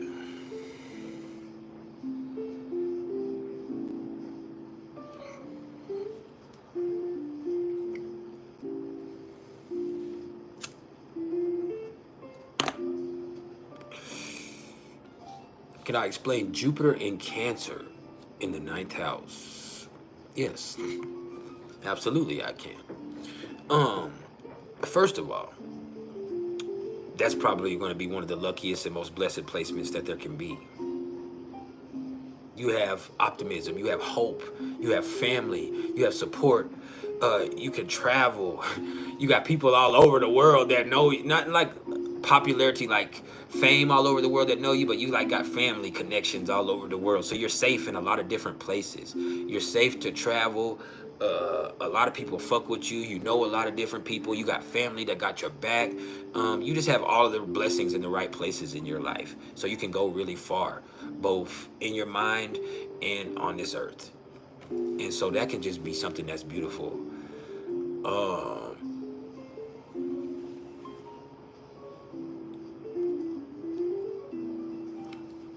You know I love you, Barbara. Temptress the Enchantress is Barbara, y'all. You know I love you, Barbara. It'll be all right. You gotta remind yourself sometimes what you're worth.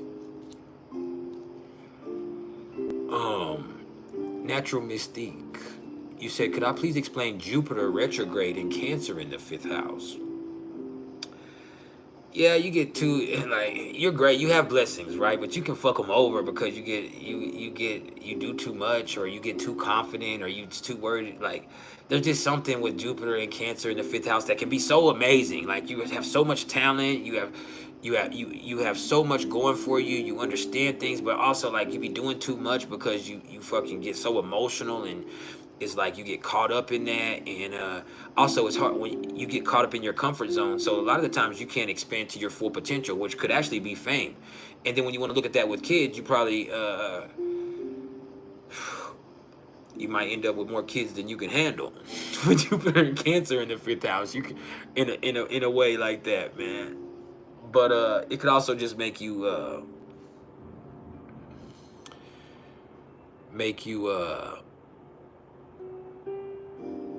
an attention whore in a way. You need attention for emotional fulfillment sometimes. For you to feel blessed and feel good, like you need people to pay attention to you, and like you don't need that. You just need to feel good about yourself, and then people will be drawn to you naturally from there. But like instead of having people make you feel good and attention make you feel good, you just need to feel good, and then people will be drawn to that light that emanates from you. So I think with that retrograde, sometimes there becomes a small mix-up with that, or there's something where you get in your own way with Jupiter, like trying too hard. And then Peaceful Aura, you said Saturn is entering your 8th house of Scorpio. Oh, into your 8th house. You're just saying the 8th house of Scorpio. If your 8th house isn't Scorpio in your chart, then it isn't the 8th house of Scorpio. It's the 8th house, which is ruled by Pluto and Mars. But yeah, so I just hope I hope that makes sense with that.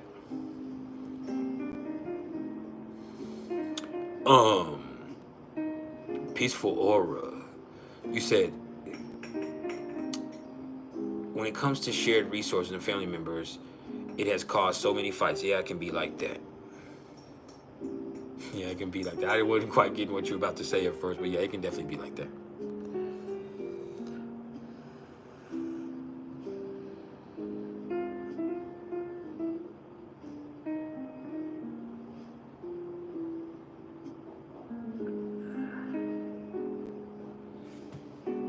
But yeah.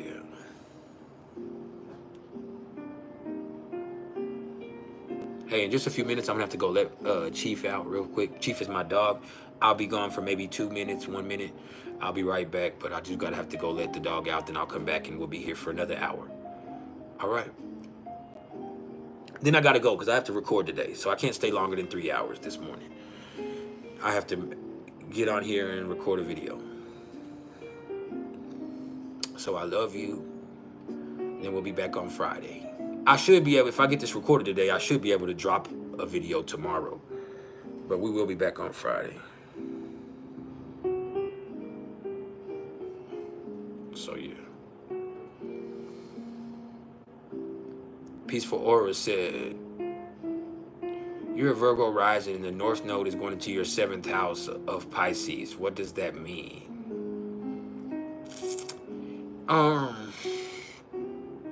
I think that your relationships, if you're in a relationship or a marriage, is going to get a look taken at. And if not, this is going to be the perfect time for you to start thinking about settling down and settling into something permanent. All right, so what I'm going to do, I'm going to go let my dog out, y'all. I'll be right back. I'll be right back. I have to let my baby out. Make sure he's okay. Hold on.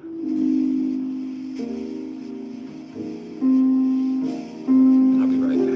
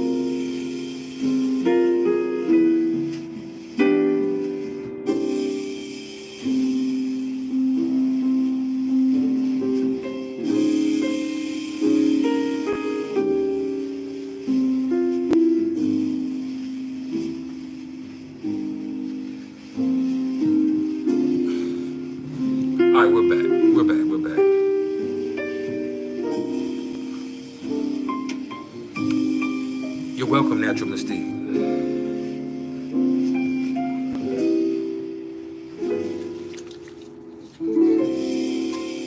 Now, Maverick Voix, you said Saturn as your chart ruler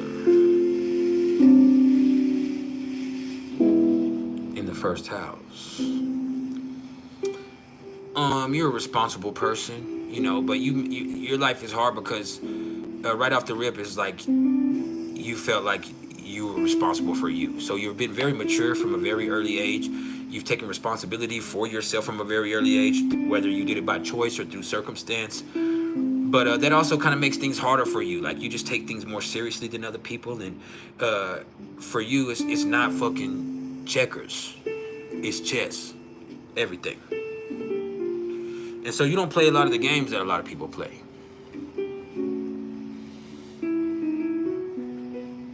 What's up, you crazy man? LOL. How you doing?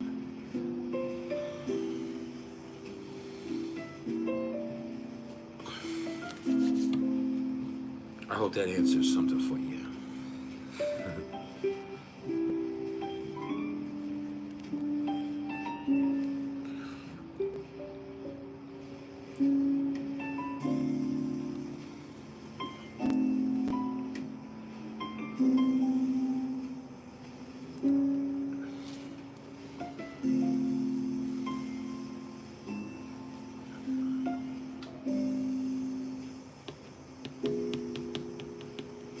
What about Leo? What about Leo?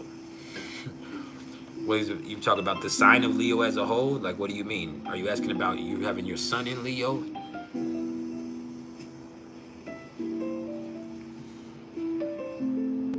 What exactly are you asking?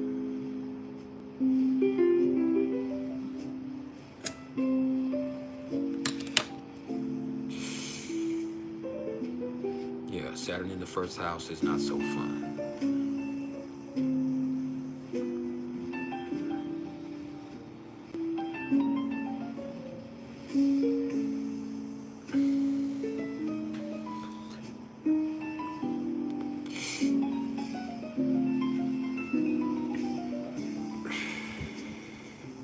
Peaceful Aura said, you heard 2025 is going to be a big year for Virgo risings due to the nodes changing this year. It could be.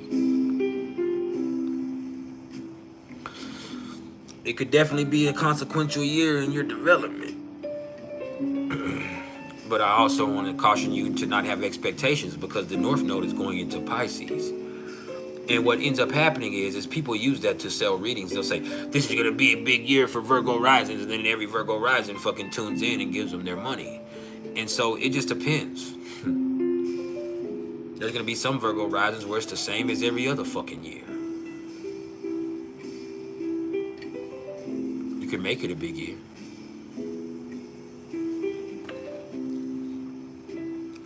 The North Node is going to be in your 7th house. So if you're a Virgo rising through the next 18 months, the North Node will go all the way through your 7th house. So yeah. Can I talk about the 9 year? Absolutely. The 9 year is about endings. This is the year for you to prepare for the next 9-year cycle, whatever that means. It's very interesting that we're having these major energetic shifts from Saturn and Neptune in Pisces to Aries, and from Uranus in Taurus to Gemini. And then you also have the nodal shift happening right now as we speak here in a few days from Aries to Pisces, which is actually the end to the beginning, whether people know that, because the nodes run backwards. So 0 degrees Aries is actually the end of the nodal axis, not the beginning of the nodal axis. And so what we're about to do is hit a great reset. People didn't even pay attention to that. You have the nodes shifting to where they first started. You have Saturn and Neptune shifted to where they first started. You have Pluto really coming into Aquarius for real for the first time. You have Uranus about to shift into this. So we have this tremendous shift from feminine to masculine energy, which is going to be something that is going to be dynamic for the world.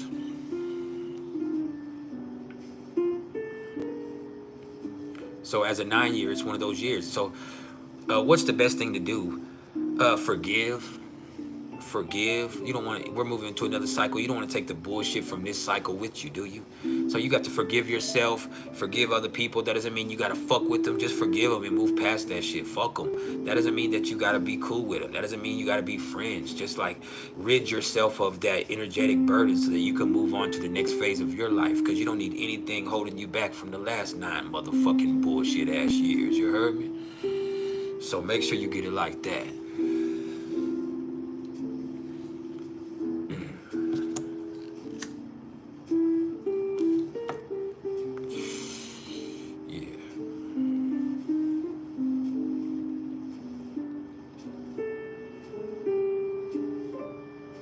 Your name is Astro Master. You know nothing about the astral. You have mastered nothing, and you come in here talking about colorism. Let me put you up on game. If you are over 20 years old and you talking about people's skin tone, you got to check yourself. You damn sure ain't an Astro Master.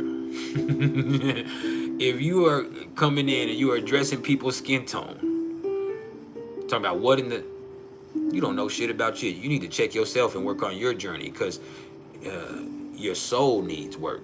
You heard me? So don't ever fucking disrespect yourself like that.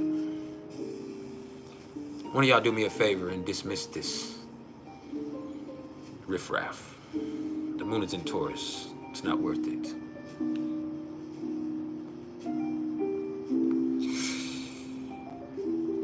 Oh, you no longer exist.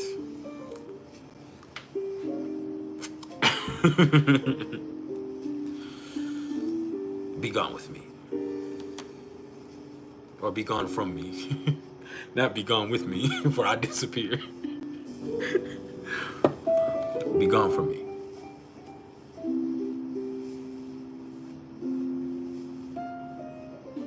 But yeah. Sorry.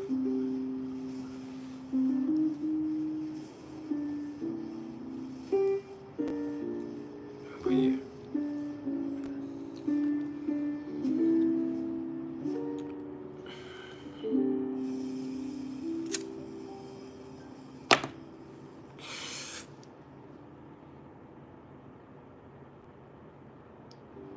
It tastes good too. I know it. I see y'all oogling. Don't be oogling. This seat is taken.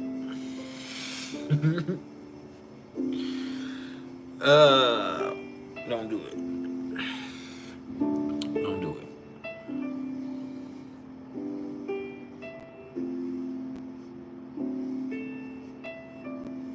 No, Pisces begins the nodes. The nodes go backwards.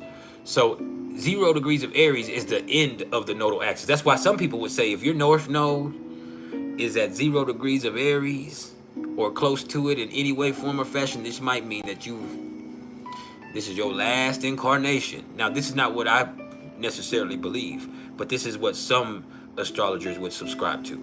All right, so just so we know that. For those that take a more esoteric approach, that actually is something that is said is when you get to the North Node in Aries and Pisces moons and things like that, or Pisces placements, a lot of the times once you have that North Node in Aries and it's closer to the beginning of Aries and you have Pisces placements, that points that you've been around here a long time. You're an old soul, and it's about time for you to do something else. So that actually makes perfect sense for a lot of things. That's why also, like people like myself, my North Node is in Aries, right? And as I told y'all, sidereally, it's at 1 degrees of Aries. It's at 26 degrees Western, but I also am a Pisces moon. And I fear death, not dying. I fear being dead. You understand? I fear being dead. And because I don't know what that means. You understand? But sometimes my soul's scared of it. Because it's like you realize that there's an end. That sometimes the fun has to end. My moon is in the 5th house. At some point, the fun has to fucking end. And I don't want it to. You know, I've come here, I've been fucking and fighting and doing all types of shit. And being trifling and learning and teaching, and there's so much stuff, and I finally got it right. You get what I mean? Like, I finally changed myself. There's so much, and you realize how much of your life you wasted, right? And you see this happen to so many people. It's like, as soon as they get it right, something happens to them. And it's like they didn't get to enjoy it. They're like, it's a shame. Their potential, they didn't get to enjoy it. They were just there. They had just, look like Mac Miller. Look at Mac Miller. It's like Mac didn't even, like, Mac was Mac, but like he was just becoming Mac. And like, or when people say it's a shame you didn't get to see what Tupac became. Well, people like myself, people with these placements, you see what we've become. You get to see what we've become. But then when we become that, it's like all of a sudden you realize, what do you do now? What do you do now? What do I do now? Sometimes I have to ask myself that. I've done all these changes. I'm not a trifling piece of shit anymore. I do everything I can. I've built a successful business. No, I'm not a billionaire or a millionaire, but I provide for my family. I've hit my North Node. I'm in a successful marriage now. I am faithful. I carry myself the right way. I'm self-sufficient within my relationship because my North Node is in Aries in the 7th house. I have all of this stuff going on. So sometimes I ask myself, like, what now?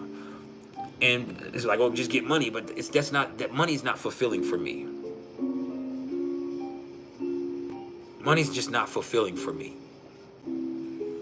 I like having money because I like to be able to get high and do things that I want to do, go places and look good. But it's not because I want to have money because it gives me security. I want to have money because I want to be able to enjoy it. You get what I'm saying? I'm not that type of person. I don't want to have money because it makes me feel good or it makes me feel accomplished. I don't want to have a whole bunch of money because it say, all right, I don't want the power either. I'm powerful without money. I've been powerful my whole motherfucking life. It's the fact that, like, for me, I want to be able to get high. I want to be able to wear nice clothes. I want to be able to go out and do things. I just want to have money to be able to spend money. It's not for me to have money. And so that's another thing with me. And so I've had to learn how to be responsible. Pardon me. I've had to learn how to be responsible with finances because I have children and I have a family. But it's like sometimes I'm just like, what now? What now? And it scares you. It scares you. Hey, I need somebody to smile right fucking now. I don't give a fuck what you got going on. Smile right now, or I'm finna get mad and go home. Smile because my chest beat. Sorry.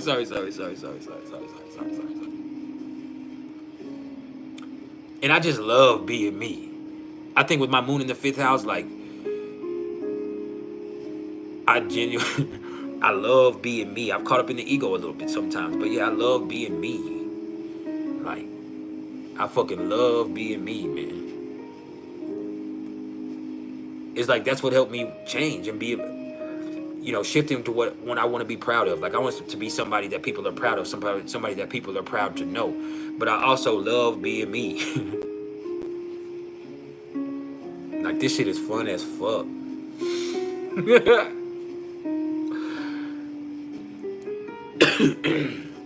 This shit is fun as fuck, for real though.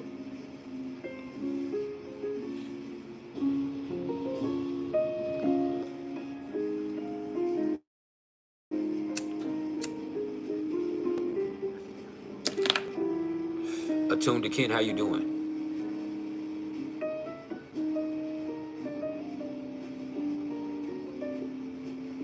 What's up, Mr. Zeno? How you doing? Thank you, Tina.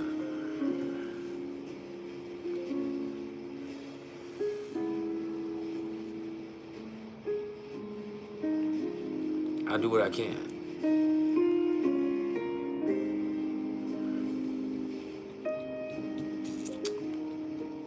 We do all right. I am blunted. I am blunted. I ain't gonna do no front. I'm blunted. But I'm always blunted. You might as well said you're breathing.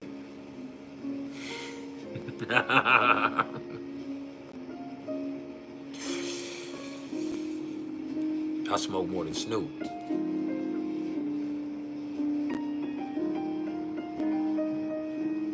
Thank you, Natural Mystique. Y'all don't make me cry. Y'all don't make me cry on this motherfucking session. We chilling.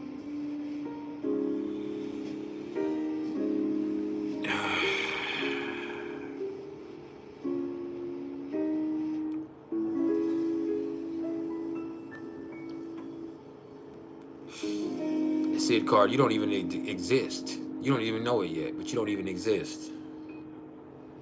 Watch, you're about to disappear.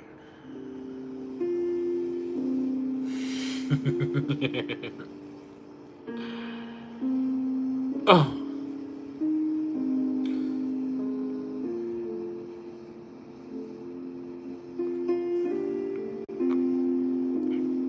Empress Adele, mother of John. 13 Moon Lily.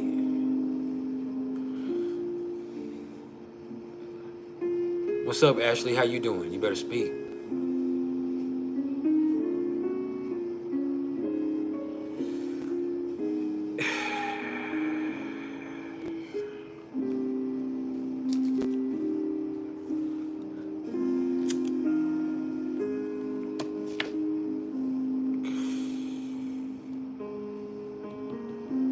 Don't make me cry, y'all. I saved your whole mind in 2022. Stop. Stop. Don't do that. Don't do that. Don't do that. Don't. Stop glazing. As these little young niggas say, stop glazing. No, continue. I have Venus and Leo. Keep glazing. Keep glazing. I'm gonna lay back like this. I'm gonna lay back like this. Get it all. Just get it all. Cam, you said, is there a Leo-Taurus connection? Sure, if you want there to be.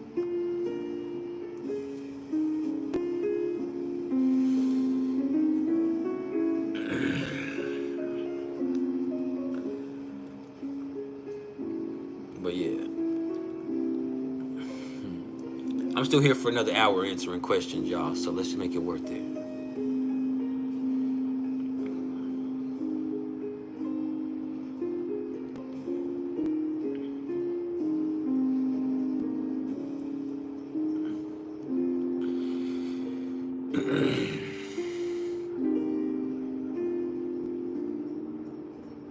Peaceful Aura, I said, do people with Aries in the 8th house have anger issues or aggression or violence? Yeah, they're murderers. No, I'm just playing. But they have that potential. They're dangerous. Yeah. Deep anger issues, rage. That's not anger, that's rage. When you have it in the 8th house and it's coming from inside of you, that's not anger. That's fucking rage.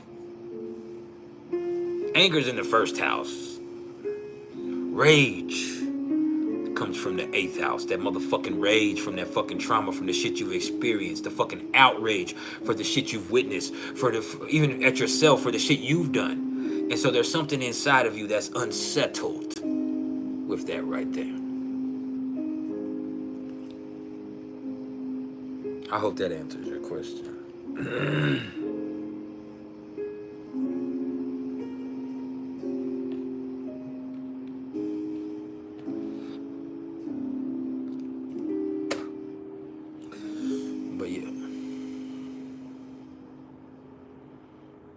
What does a 9-year have an effect on a 4 life path? I told you already that you don't need to look at that. You wouldn't do that. You would have an effect on a universal effect. It's a 9-year. You're a 4 life path. I think this is where you would use that 4, the discipline that comes with the 4, the natural things to lay the foundation for the future. So that's what that would mean. But ultimately, you need to look at what your personal year is. I think I already said that. You need to, instead of looking at that, you need to find out what personal year you're in and then go from there. Because you have a theme specific to this year for you that is unique to you. And so you would see what year you're in and go from there. Like I'm in a 4 year. Unfortunately, I'm in a 4 year. I'm not looking forward to it, but that just means get my shit together. I need to get my health right, which I have been doing, but I just got to stay on it. Get my habits right. It's just getting your life together, maturing, laying the foundation for the future going forward. I need to get my business a little bit more legitimized.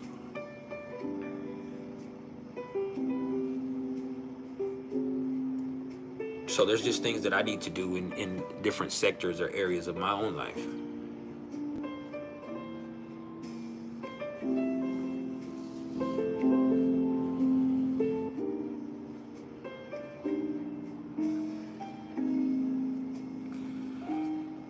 Empress Adele, Mother of John, you said Black Moon, Lilith, and Virgo in the 3rd house. Your priceless knowledge, please. Pardon me.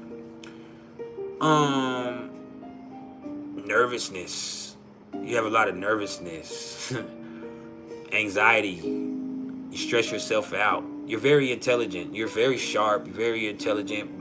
Sometimes too much for your own good, because then you dissect everything. You just break everything down, break everything down, break everything down, break everything down. You break everything down. And sometimes you break it down so much there's nothing left but crumbs. So you don't even know what the fuck that was. And you are so intelligent sometimes that you can't get past the literal view of things. Like everything is so literal to you that you can't see when something is figurative or something is symbolic or somebody's being funny. Like you take everything literal. And sure, sometimes that's great for you, but other times like that gets in the way. And sometimes your intelligence, as smart as you are, that keeps you from connecting with people, especially when you were in school and stuff. You were so smart. You were so intelligent that a lot of times it's hard for you to fit in and get along with people. Even out of your brothers and sisters, it's like you were on point, you did what you were supposed to do, so that motherfuckers looked at you crazy because you was doing what you were supposed to do and because you did your homework and because you were smart. And sometimes that creates a complex for a person. And it's not always a superiority complex. It's where you start to just feel like no matter what you do, it's never good enough for you. So yeah, all of that is a motherfucker.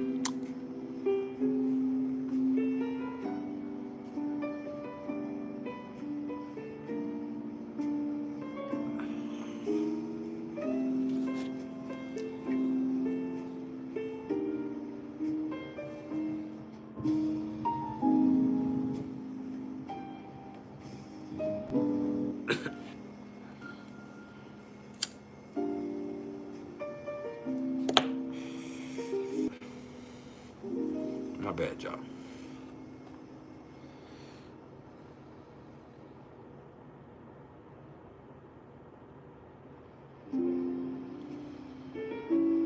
No, I'm not coming to Saudi. Ain't gonna be able to do it. But, walaikum salam.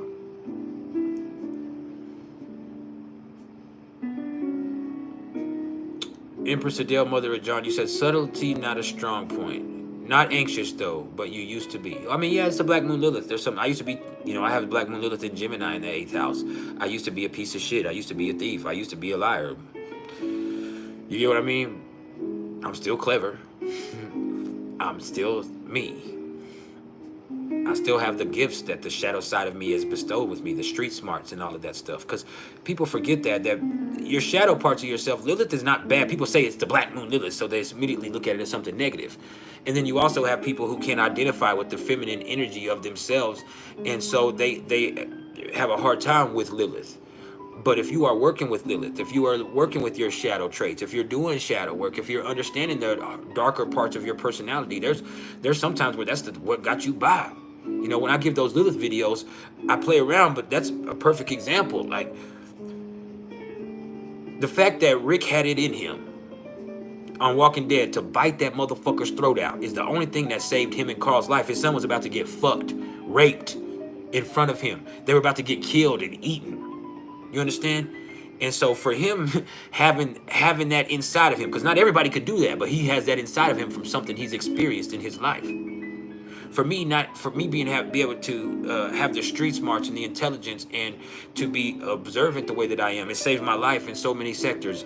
Me being wise in the way that I am and being clever as I am. That helps me in every sector of everything that I do. It used to get me in trouble, but now it's something that I utilize as a tool because I identified through shadow work how to work with those traits of myself that have also got me in trouble, because now I recognize them and I can now use them appropriately. And so when you're using the Black Moon Lilith, yes, you used to be anxious. Yes, you used to be this. You used to be that. But that wouldn't mean that you are now. But when you haven't expressed what it can do for you, the intelligence and all of those things that you have are great. But sometimes it gets in the way. Like you're too smart for your own good sometimes. And you break everything down too much. You overanalyze everything. And so while that does help in certain situations, because it can help in schoolwork, it can help in this, and you're great in those things. In operating in day-to-day life and in conversation, sometimes that leads to miscommunications. And in other times, it can also lead to where when you were younger, it was a hard time for you fitting in or getting along in just in a way, unless you were with a certain crowd, because you were so intelligent and because you were so on point. So you couldn't identify with sloppy or dumb people.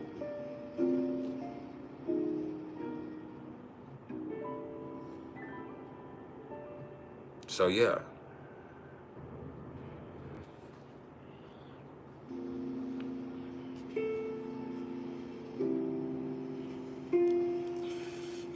Yep. Hold on.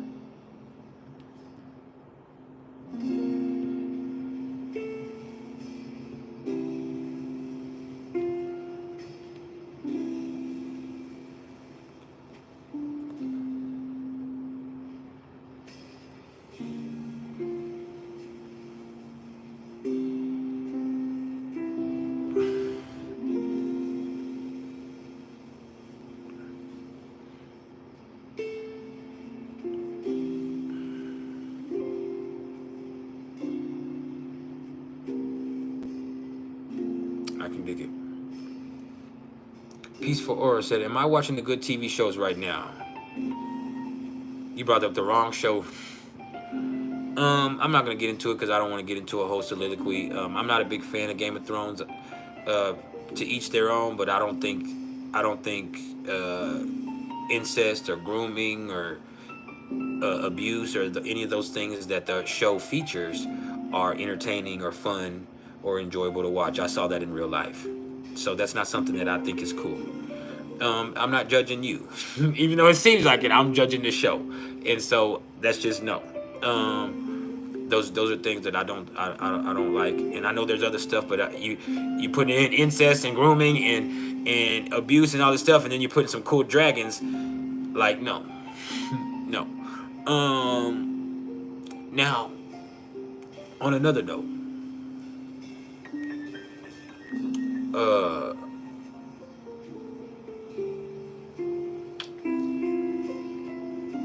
what was I about to say? TV shows. No, I watch TV shows, but right now I'm not into it. I watch comedy shows mostly now. I'm going to give you all the same answers that everybody else has watched, all those classic shows to watch. If you haven't watched Lovecraft Country, which is an old show, there's only one season of it. It's probably one of the greatest shows ever created. Go watch Lovecraft Country on Max or HBO Max. They might have it on Tubi also. I would go watch Righteous Gemstones, which is a funny show. I would watch on Netflix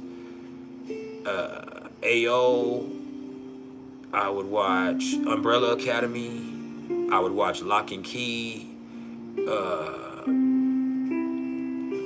I'm not into the stuff that everybody else is into.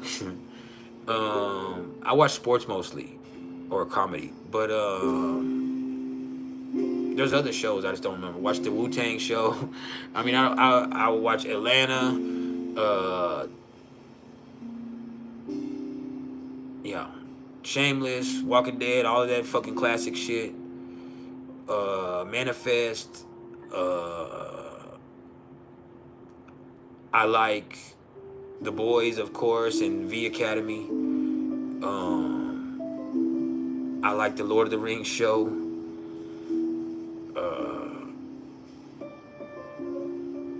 I like Mayfair Witches. I like forgot, but yeah.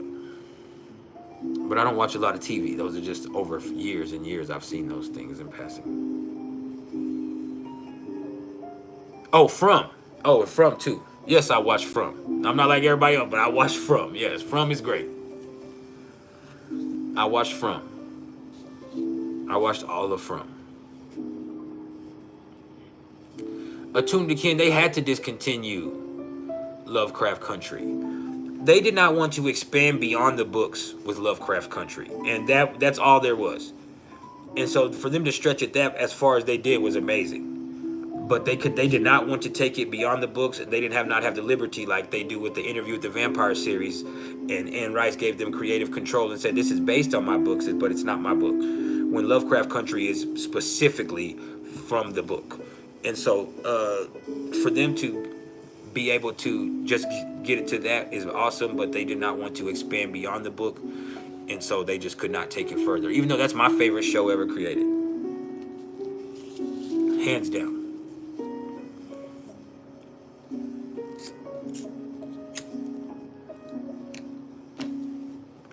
I've been watching Mr. Beast show.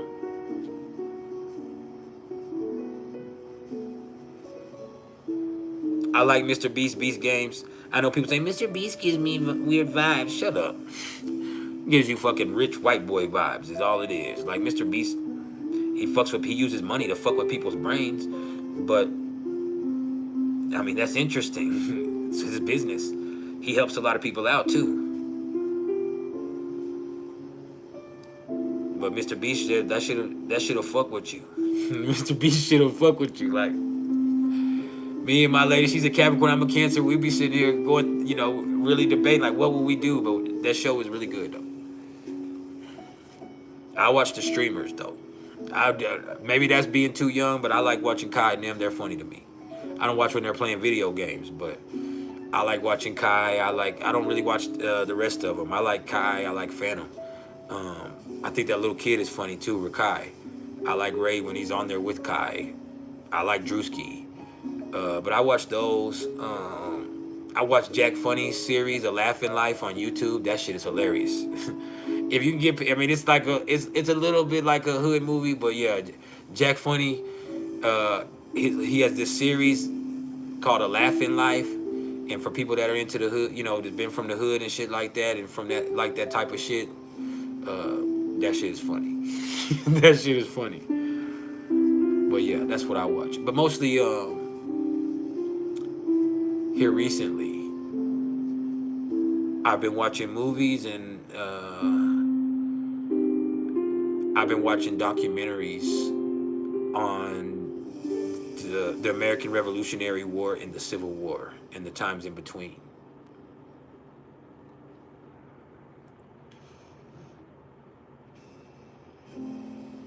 I don't watch anime. My kids do. I understand it. I just never got on that wave. Even my friends did. I remember when Dragon Ball Z was so popular when I was in high school. I just never got into it. My friends would be fucking 15, 16 years old. They're like, hey, bro, we're going to the house to watch Dragon Ball Z. We're going to go mess with some girls in a minute, but we're going to go watch Dragon Ball Z first, bro. And I'm like, all right, y'all go watch Dragon Ball Z. I'm just going to go get high. And so they would go watch Dragon Ball Z. I would go smoke weed. That was our life. And it was beautiful and fabulous and grand. But there's lots of good shows. I just can't think of them. Depends on what you're into.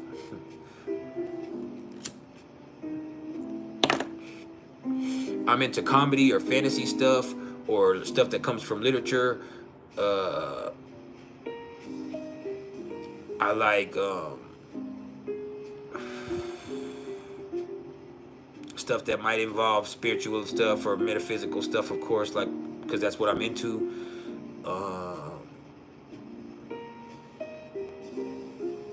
Yeah, I like all that, but I'm not sure. Yes, I watched The Witcher. I liked it at first. I couldn't get into they came out with that last season. I just couldn't get into it that last season. We liked it at first, but something made me not be able to dig in. I'm gonna watch it again though. But yeah, I love The Witcher. I loved it at first. I like The Sandman. I like The Witcher. Those were live.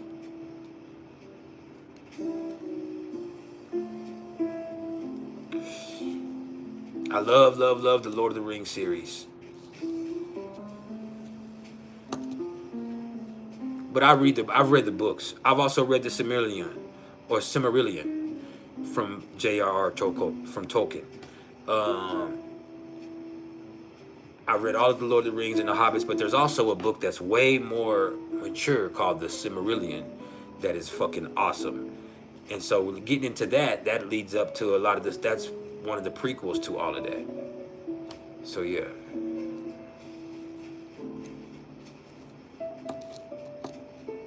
No, I love the Walking Dead. I finished all of the Walking Dead. I watched all of the, except Daryl series, because I love Daryl, but he's just so boring to me by himself. Daryl doesn't talk enough. Like there's not enough rhetoric, so you're looking for his interaction with other people. And so Daryl is not my favorite. I like Negan. Him and Maggie's show was good. Rick and Michonne's show was good, but that ending was so fucking trash and anticlimactic. But I didn't realize it was a movie. Like they were gonna make 3 movies, and instead they just made it a mini series and put it out in 3 2-hour mini series things. So it was basically 3 movies, but we didn't realize it because they put it on TV. But that's basically what happened. I don't like the end because there was no reunion with everybody else. It was very cool, but the ending was extremely anticlimactic. I loved Orange is the New Black when Orange is the New Black was out. I like Titans. You know, my kids watch Teen Titans Go, but the Titans show on Max, like with Robin and Beast Boy and Raven and them, like that bitch is live. It's an adult show, but that bitch is live. I like the Marvel stuff. I don't like the show. I liked whatever, Moon Knight, but I really didn't get into the other ones. So yeah, those are TV shows that I was into. Stop asking me about TV shows. Let's get back into this astrology. Fuck TV.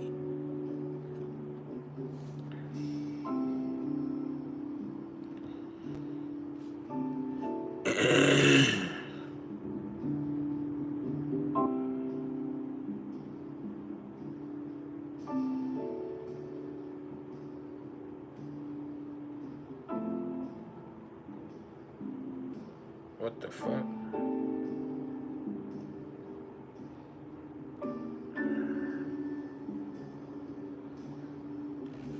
Sorry, I'm reading something.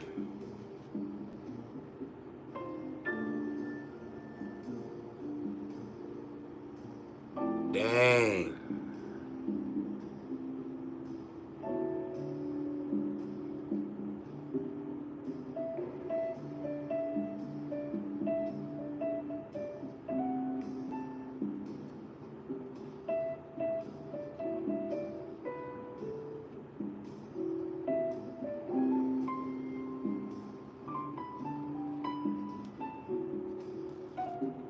Hold on, I'm reading something. Hold on.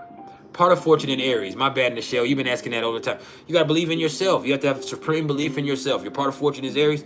You have to have supreme belief in you. We'll have to see what house it plays out in what area of life that means. But just supreme belief in yourself. You got to be an action-oriented person. You got to be a doer, a go-getter. And as long as you're doing and you're not waiting for permission and you're taking initiative and you're going off your intuition, and you're unstoppable. Just be unstoppable.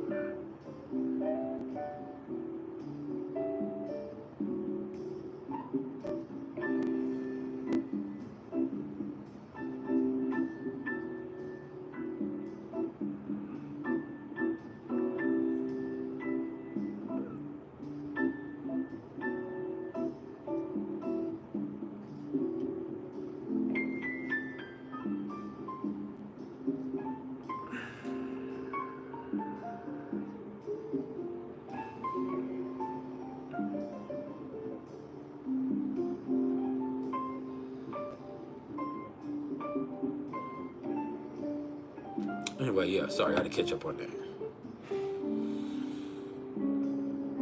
Peaceful aura, part of fortune in Libra. You know what's interesting? Your part of fortune is exactly conjunct my South Node. So you just need to be how I really am. Like, just chill and charming. Mine's in my first house. But yeah, my South Node is 26 degrees of Libra right there. First house. And so just don't trip.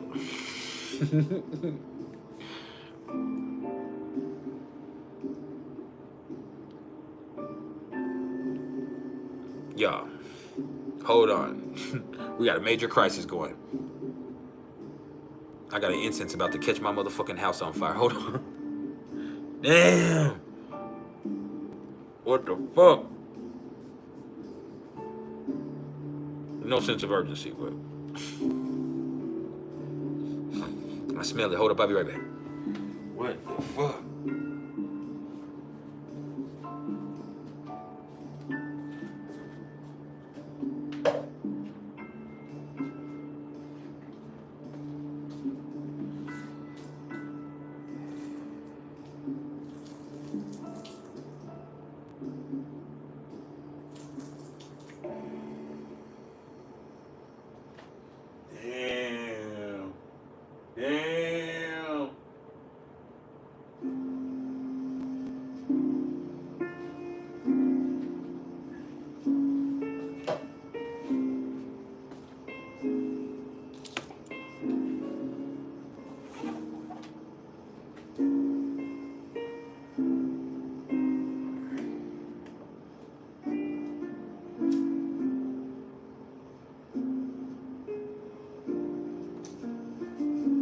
Damn.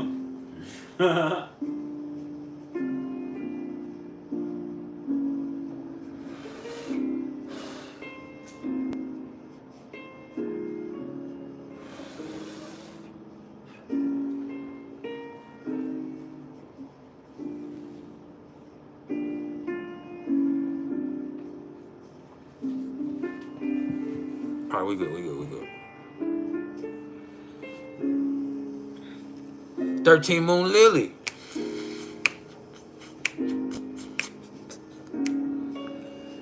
Hi, y'all. My name is Ashley. I'm from Tennessee.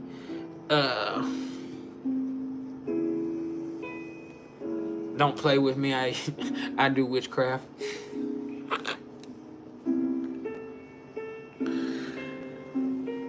What's up?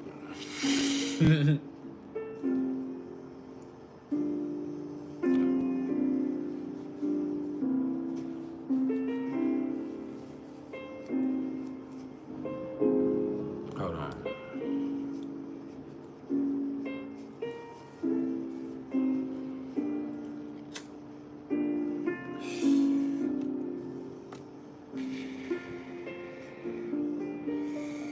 Atunikin said you're a Taurus rising. It's part of fortune as same as your rising because yours is Taurus. No, part of fortune is something else.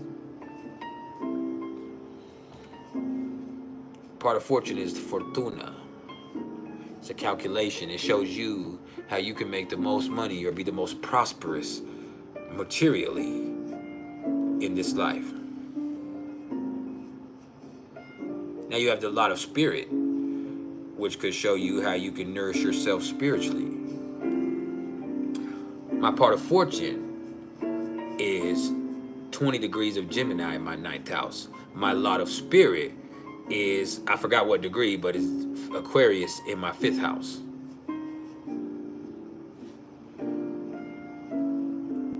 So doing this both ways nourishes me spiritually and physically, basically.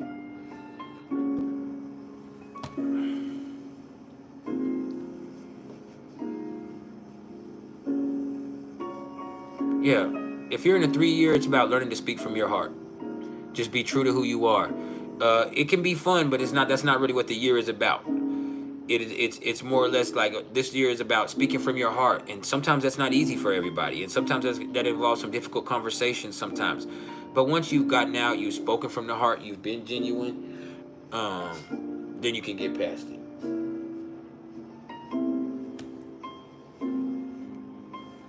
Then you can have a good time and enjoy yourself.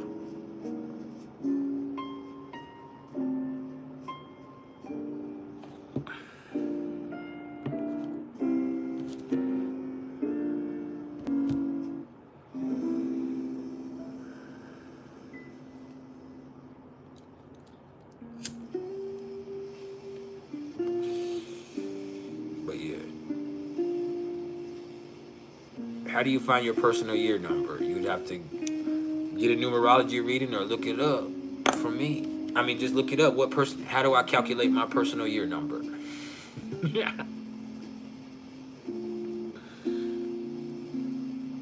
Or start with whatever year you're born.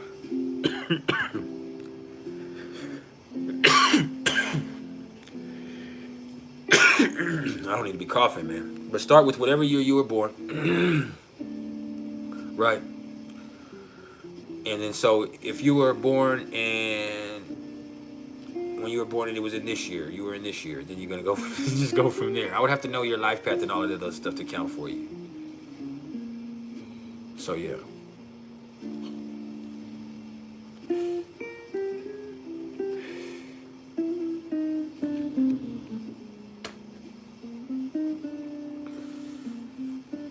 Mr. Zeno said, am I nursing that same blunt? This is the second one, but yes. Hell yeah. What the fuck I'm supposed to be? Not functional? No, I need to be functional. I'm here helping people with their lives. So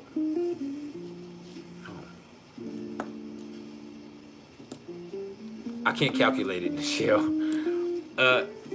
I'll have to look, or you have to look. Like you can, there's some you can get you a calculator. I would have to sit here with paper, and I'm not doing it. There's nothing in my reach that I can just grab and start working on, and I don't want to type.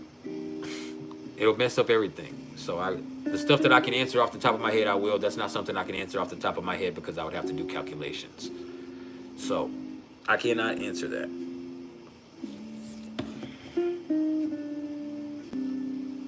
I'm plenty ready for math. I'm not writing it down. I don't have time to write it down. I don't want to go look for stuff and get up and write stuff down. Let me help Mr. Zeno out. I'll let you.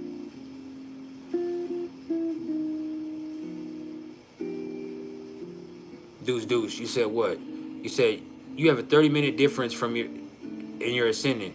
It took you from Libra rising to Scorpio rising, but everything else stayed the same. No. If you're a Scorpio rising now, nothing will never be the same again.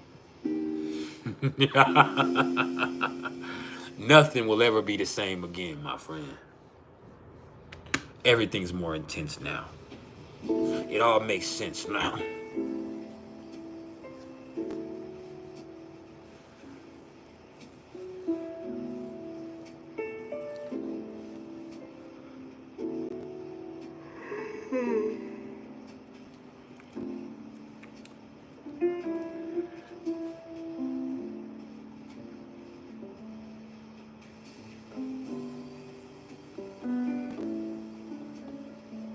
Yes, SuMtHiN.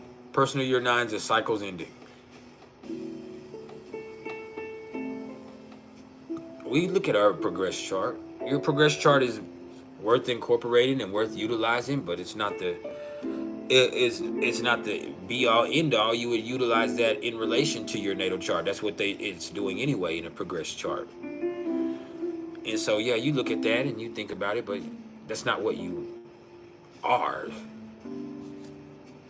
It's what you are right now, because that's progressing and changing constantly.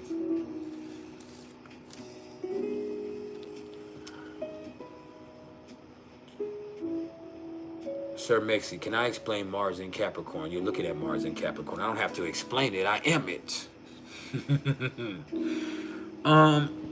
As a Mars in Capricorn, for Mars in Capricorn kind of makes you about something. You don't like to do anything for nothing. You have purpose in almost everything that you do. Being the best at everything you do is important for you. You go harder than just about everybody, but what it does energetically is helps you regulate your energy very well. So you have a lot of stamina. And it's because you don't waste your time on bullshit. You only put your energy into what you want to accomplish or what you want for yourself.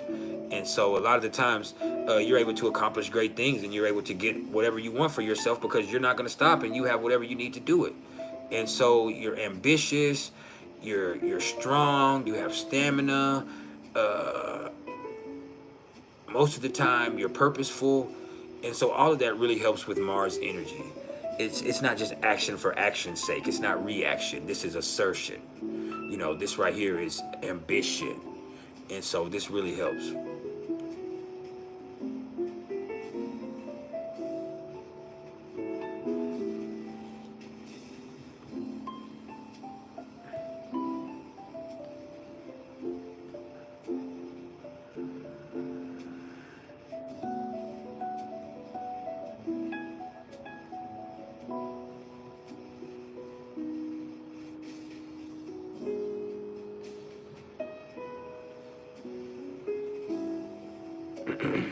So yeah.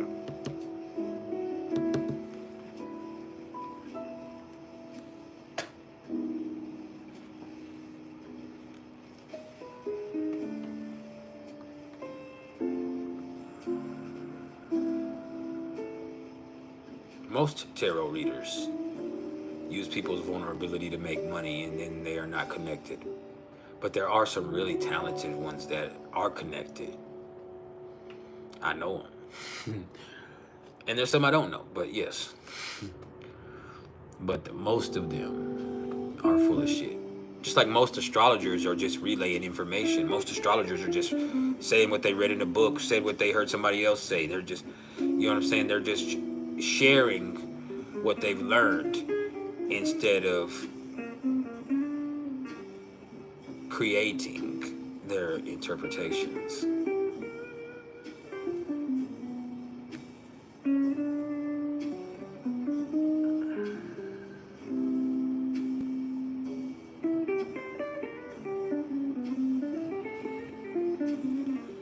So yeah.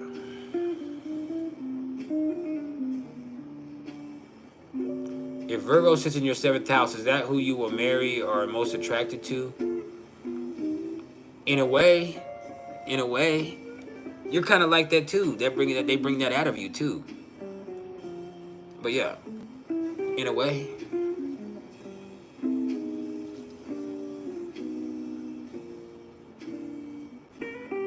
So.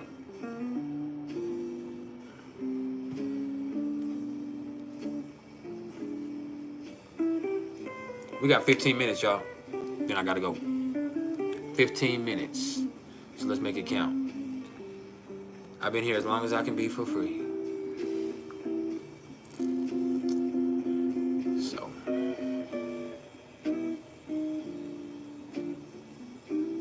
I'm about to go brave this cold and take this damn dog out. I'm not looking forward to it. It's fucking 8 degrees outside. He's gonna want to go frolic.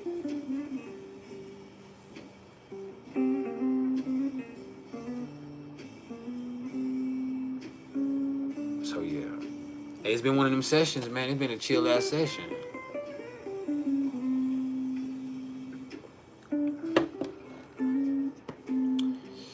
We'll be here early on Friday too. I'm gonna come early Friday morning too. Next week we won't be so early because I have to work out first, and so we'll do alternate weeks like that for a while, just so we know. The weeks will be alternating. One week I'll come a little bit later in the day, like in the afternoon, and the next weeks I'll be here early in the mornings. And the next week I'll be here, you know, in the afternoons, and then the next one I'll be here earlier in the mornings.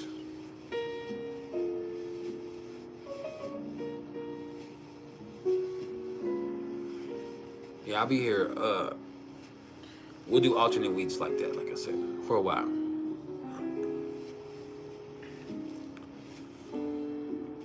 And that just coincides with my workouts because I work out every other day. And so with me working out every other day or doing push-ups every other day, that makes the weeks alternate. And so today is my off days. So when Mondays and Wednesdays and Fridays are my off days, I'll be able to just come early in the morning. When it's the other way, I'll have to come later in the afternoon because I'll have to get that workout done first. And that takes like 2 hours, 2.5 hours. Sometimes 3.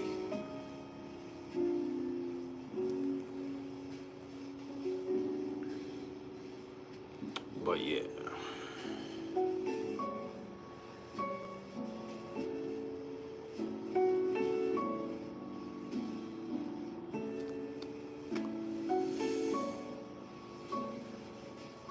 so glad I saw y'all. I'm so glad I'm happy and healthy. Man, y'all remember, I thought I was out of there. It's just my mind. My mind is powerful, though. Had to change my habits.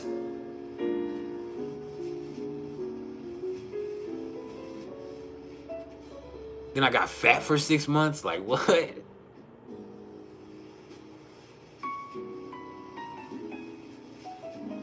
Shit crazy.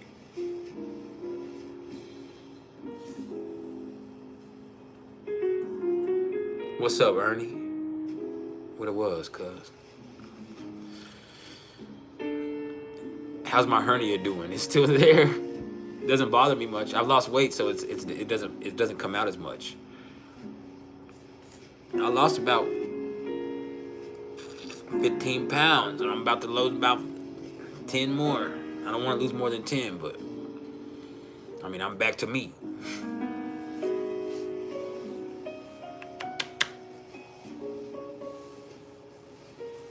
So yeah.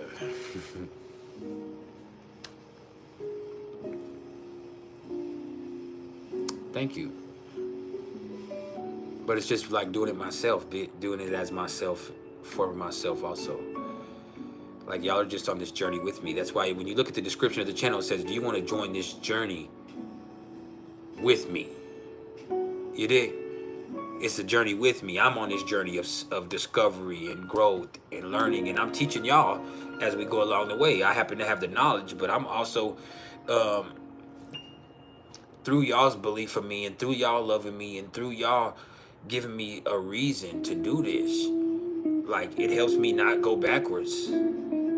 Like, y'all play a pivotal role in this. Like me, there's so many times where I could have fucked up and went backwards, and I was like, nah, man, I got people all over the world that look up to me. Like, you know what I'm saying?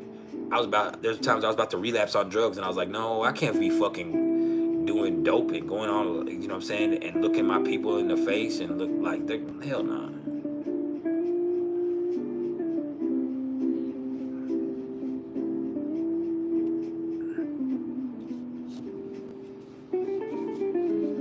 So it's definitely mutual.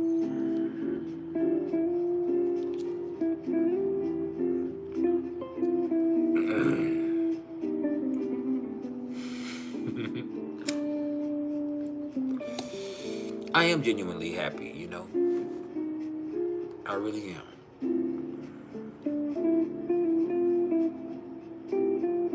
What am I eating for dinner tonight? Pussy. No, I'm just playing. I can't do that. What's up, Vanessa? How you doing, baby? What am I eating for dinner tonight? I don't know. Y'all gonna buy me dinner? You know, I'm always going, fuck that. Y'all gonna buy me dinner? Send me some money for dinner, because my kids are going to church. They eat at church on Wednesdays.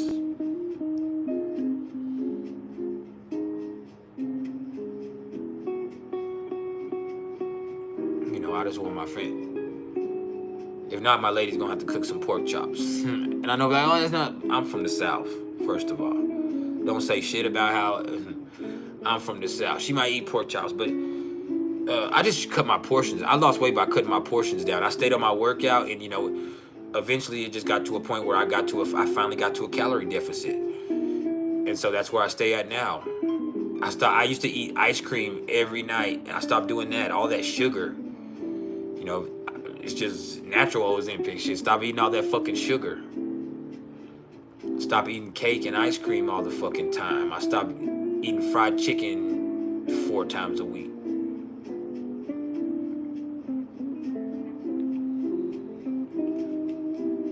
How do I ground myself with all of this knowledge? It's hard to do. I ground myself with all this knowledge because I know there's so much that I don't know. The most intelligent or wise thing a person can say is, I don't know. And it's taken a lot for me to be able to understand that. Like, there was times where I thought I know everything. And y'all see me. Some of y'all see me be like that. I've grown a lot over the last few years. But I just got to a point to where, you know, I used to be very proud of this and this and this. But it's like, I've toned it down, like, infinitely over the last 2 years. I used to be very pompous. And it's fun. It's a charisma thing, but also like just understanding so much that I don't know. There's so much that I have to learn. Like this last 2 years has been incredibly humbling for me. It's been incredibly enriching. It's been hard. It's the hardest 2 years of my life, but it's been so healthy. Like so healthy for me because look how fucking strong I am. I can show y'all how strong I am. Like y'all see me go through like I don't even want to say a depression, like a depression. I went through I don't know if I could characterize it as anything else. I went through a real depression. My sister died. I had legal issues. Then I started stressing about all that shit. I started worried about my health because of all of that fear that was just manifested in my life. And then like I spiritually pulled myself out of that shit. Like I showed up, and I still showed up every time. And so I without starting to cry and shit, like I'm real proud of me. I'm proud of how I came. You know what I'm saying? I showed. And I always do. And then we can get caught up in ego, and I always do. But I just ground myself in the fact that there's so much more I have to learn. There's so much farther I have to go. I still don't make no fucking money. I mean, I've provided, but I don't make no fucking money. I'm not, you know what I mean? I have so much, like, but the knowledge I have, there's so much, man, that I don't know still. And there's so much that I still let fear control in my life. That how could I not be grounded? I'm nothing. I'm everything, but I'm also nothing. Nothing.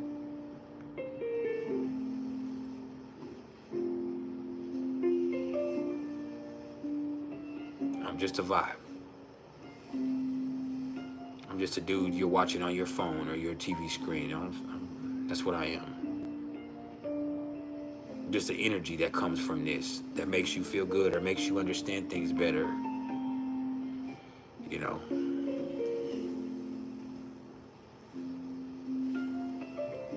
The universe just wanted me to get it all on camera, so it'll always be there.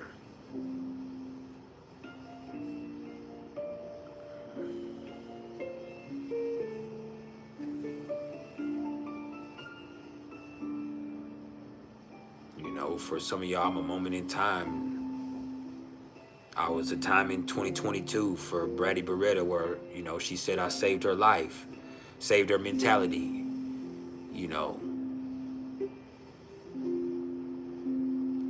That's kind of how it is. Y'all done made me cry. Y'all done been trying to do this shit all day, Tina. Shit.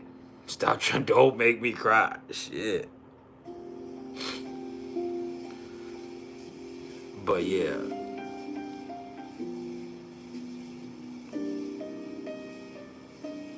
Change that damn music. No.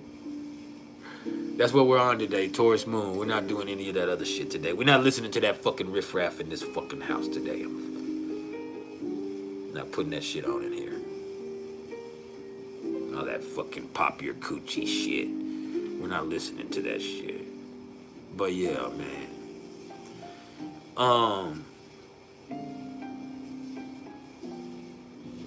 Yeah. Sometimes I don't even know what I know until I tell you. Somebody told me before, it's like, bro, sometimes you're channeling. And I don't know I don't know that I am. And I guess when you're channeling, you wouldn't. But,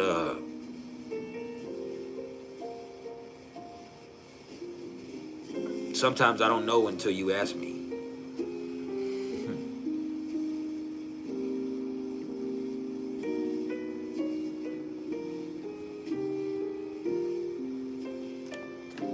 I know what I know out the book until you ask me.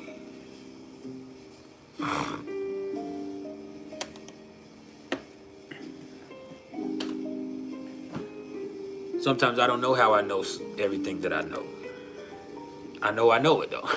I've always known it. I always will know it. But that's priceless knowledge. Ain't that why you here?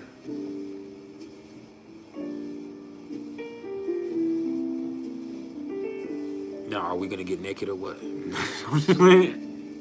See, I'll be doing good, and then that immaturity comes out. Like, then you realize, like, nah, he's still a dude. He's still a fucking man. I am.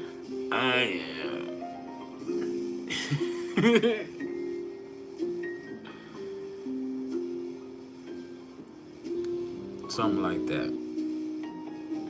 Something like that. But I'm a hell of a man, ain't I? Before we go in there, like, I wasn't always, but I'm a hell of a motherfucking dude. Like, there's some dudes that are just guys. Like, he's just some guy. But, I mean, without me even, like, I'm a hell of a motherfucking nigga, man. And so when I get done, when it's all said and done, before it's all over with, I can look and say, hey, man, that is, like, I can really look back on my life and say, bro, I was, no matter what, if it was today, it won't be, but if it was, like, I was a hell of a nigga, man. I did it worldwide. And I'm just getting started.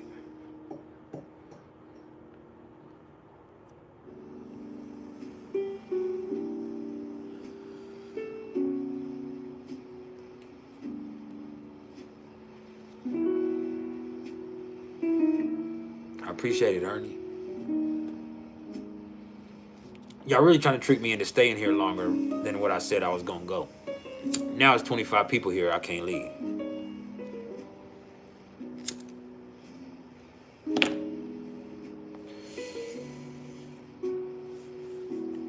But nah, man.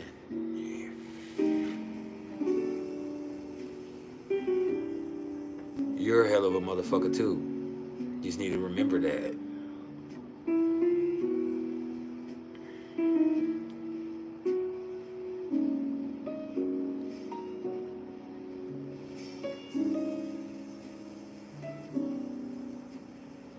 Hold up, Vanessa. Talking about whatever. What you mean?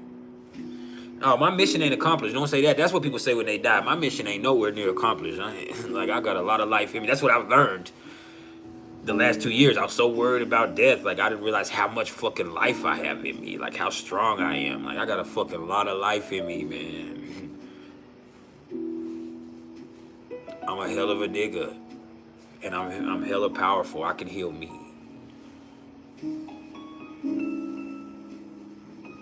Like, I'm very disciplined.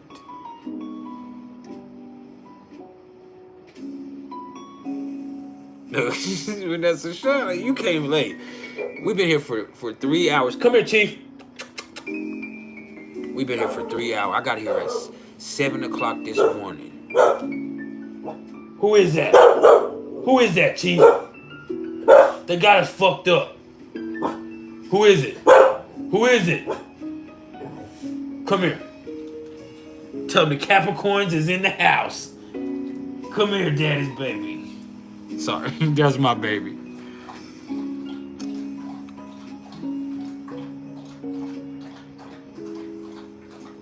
No, I'm staying a little longer. I'm gonna stay a little longer. I gotta record. Yeah, my baby's big now. He's 2, so he's not just a baby anymore. He thinks he's grown, but he's still a big old baby.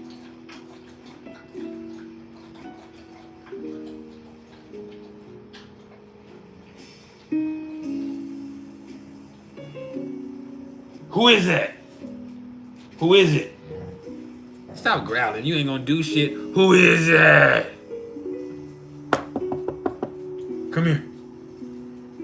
Come say hi to the people, daddy, baby.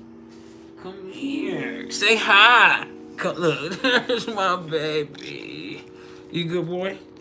And kiss. Hey, love. What you doing? Look right there.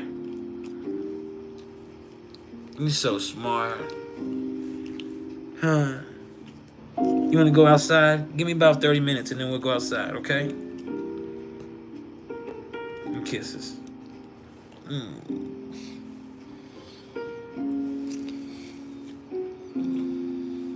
He's not a baby. He's just not big. He just acts like a baby. He's 2 years old. He's my baby. He just loves me. Right, he's a daddy's baby. Are you daddy's baby? Huh? Who is that? Who is that?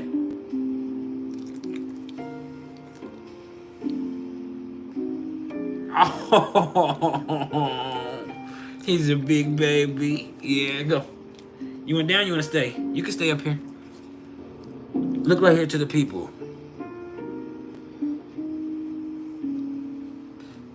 Yeah, he has completely white fur, but he had, except right here, but he has, his skin has black spots all over it. Not his fur. Instead of it being on his fur, it's on the inside. He has black spots on the inside.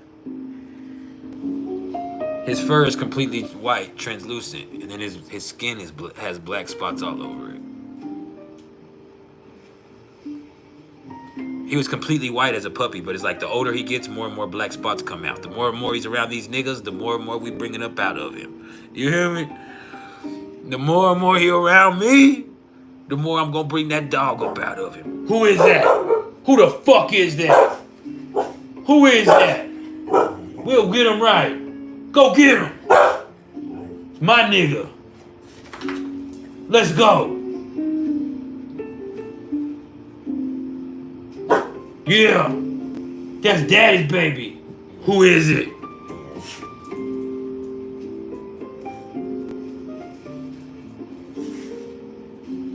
Yeah.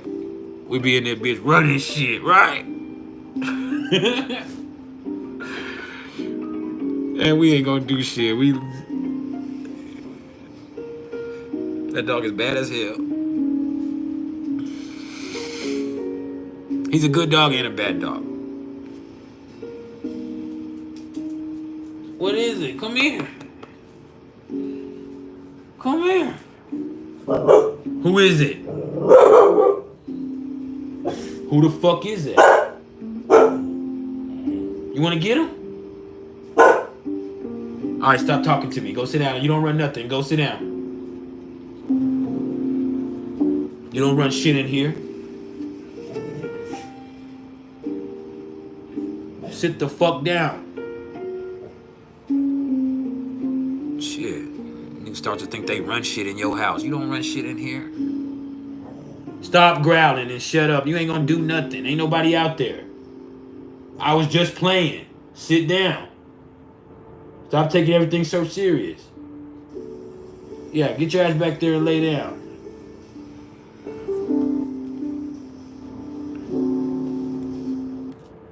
Hey, for real, he got beside himself for a second. Like, motherfucker.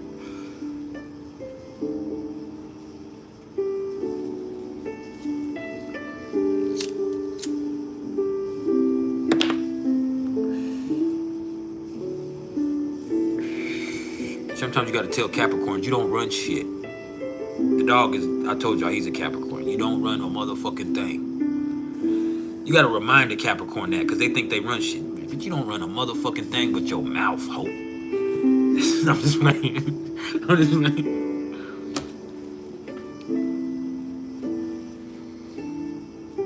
But yeah.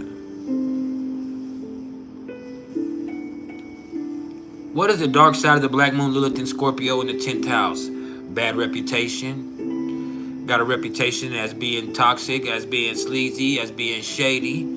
Because you are shady a little bit and sleazy and you're ambitious and you do play dirty. And you might have a reputation as somebody who came up a way that, you know, that people can just feel like you came up or came into power in a way that wasn't honorable. Like Joy Taylor. You know what I'm saying? Something like that. You could also have experienced sexual abuse from one of your parents. In that case right there. Doesn't mean it has to happen, but those are possibilities.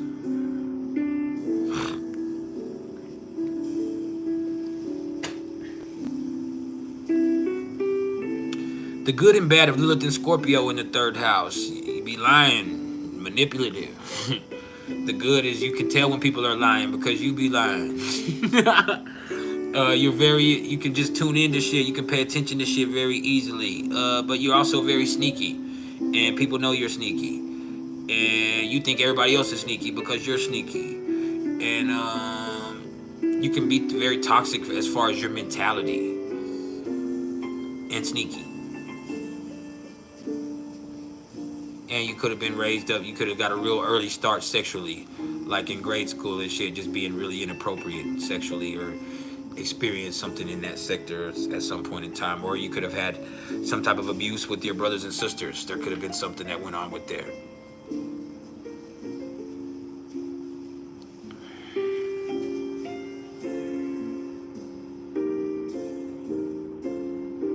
You have a hard time explaining how Mars in Libra can express itself. How would I explain that to somebody? It's like Mars in Libra, like, they always like let other people choose shit. Like they let other people pick shit, then they be mad about it, right? Mars in Libra, like, they're easily influenced, they're over conciliatory, and then they get mad and like they do shit, like lash out and do stuff to prove they're not a bitch. But that shit is reactive. They're just trying to prove they're not a bitch. That's not what they really want to do, because if they just did what they wanted to do in the first place, they wouldn't be mad and wouldn't have to do that. And with Mars in Libra, they're very even-handed. Some of them can be ambidextrous, but just ultimately what you see is a person who doesn't assert themselves very well, and they look for other people to assert for them, or they look for other people to make them react, and so they're always on some reaction shit, and so they have to learn how to be proactive. I hope that makes sense.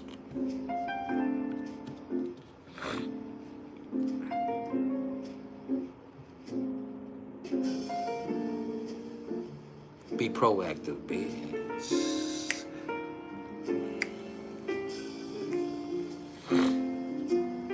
Do all prominent Pluto Scorpio placements encounter sexuality at an early age? No. Some of them have their sexuality stifled or repressed, and that's an issue in itself. Some of them might have had those type of feelings from a young age, and nobody allowed them to be like that. They grew up in some type of restrictive atmosphere that didn't allow them to express intimacy or vulnerability or sexuality. And so what that ends up doing is creating an imbalance and having that energy come out in other ways of their life. And so, yes, it doesn't always mean that it's somebody who's hypersexual. It could also mean somebody who also has a stifled sexuality.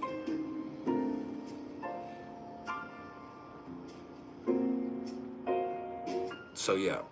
What if someone has Aquarius, Lilith in the 11th house? You have a hard time getting along with people. You have a hard time fitting in. Like, you're different than everybody else. You want to help and you want to get along and you want to fit in, but it's just hard sometimes because you're so different from everybody else. And sometimes you feel like what you want is what everybody else wants, and that's not true. So there's just a lot going on with your uniqueness and your unique perspective and your stubbornness that gets in the way of you getting along with people. And sometimes it's you. It's not them, it's you. You want to make things difficult. You always want to go against the grain and things like that.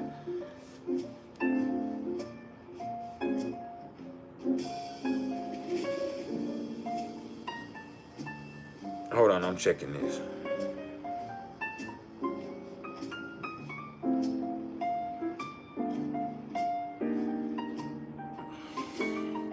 Hey, some of y'all need to hit that CashApp, hit that PayPal. Hit that CashApp, hit that PayPal, hit that Venmo. I've been here for over 3 hours.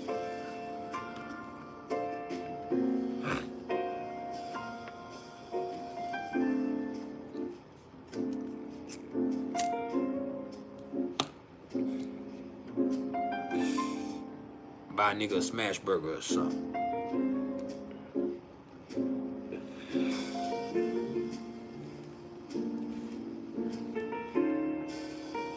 Some nachoritos.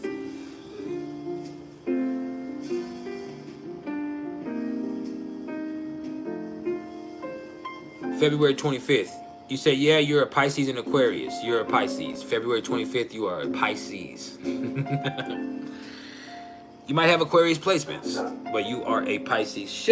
Come here. Who is that? Who is that?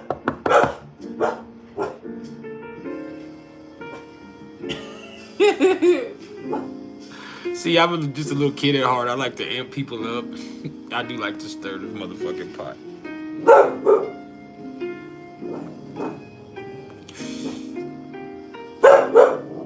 Shut up. Hey, didn't I say be quiet? Ain't nobody out there. That was me knocking. Come here.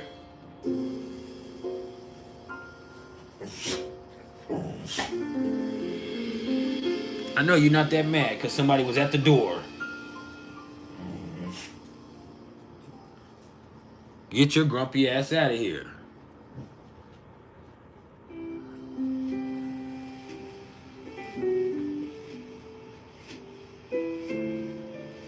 Sorry.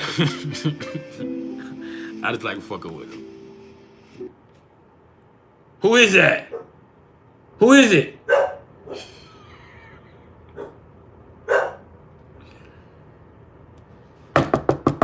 Who is that?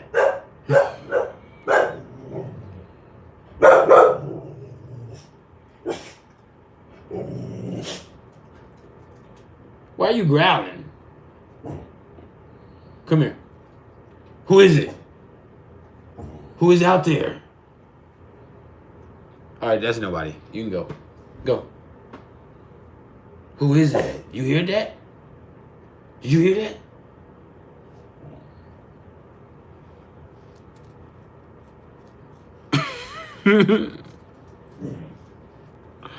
Yeah, he's growling at me. He's not even looking at the door. He's looking at me. He's coming in here looking at me and growling. He knows it's me. Like, he's not stupid. But he don't like people knocking on the door. He just don't like that shit.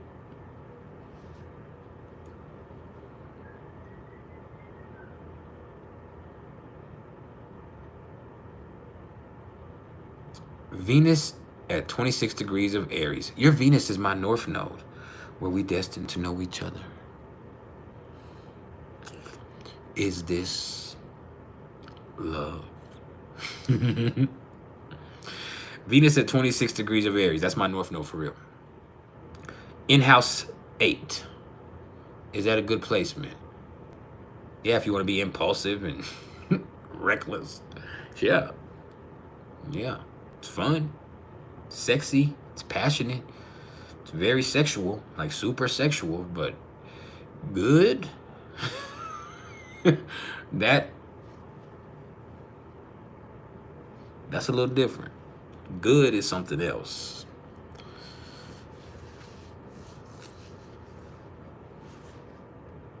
It's interesting.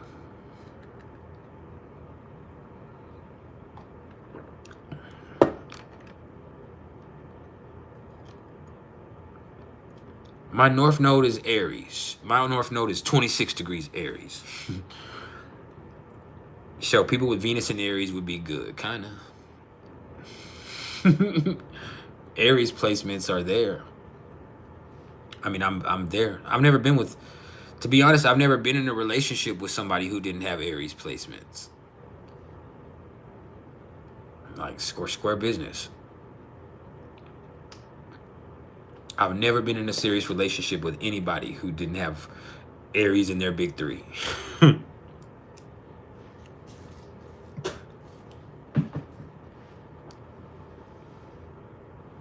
So,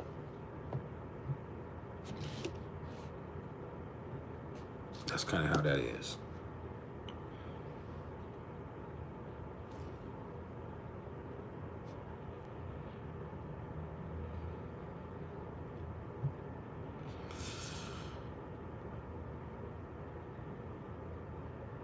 Ernie said his dogs had the police doing the two-step on the porch. Fuck that.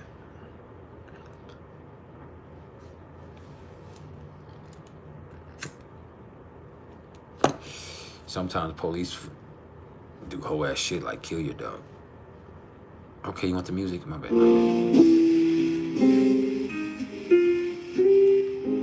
That music been going today, ain't it? I'm gonna have to pay out of pocket for that shit, and I blame y'all.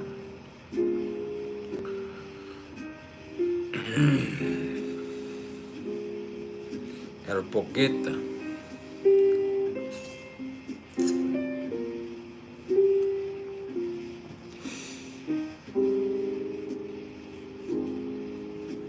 All right, for real though, we got 13 minutes. I gotta go for real. I'm leaving in 13 minutes. I have to take my baby out I have to record this video on the Life Path 1, which isn't easy. Like, I can't turn the camera up, but there's like papers just plastered all over this. I done wrote 7 pages of fucking notes for this fucking video.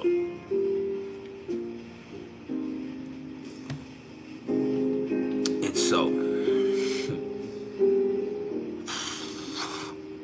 I tried to record for like 2 or 3 hours yesterday. I just could not get it.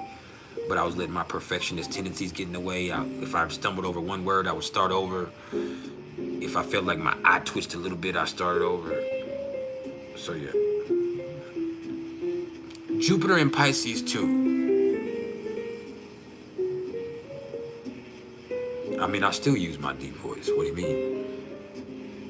Here, my voice is different. Look.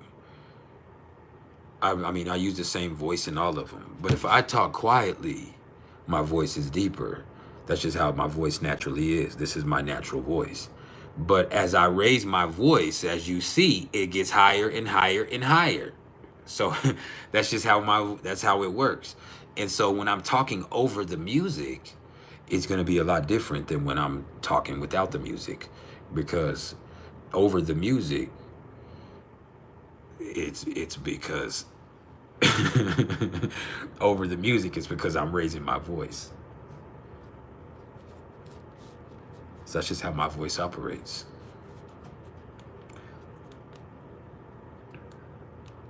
When I'm calm and quiet,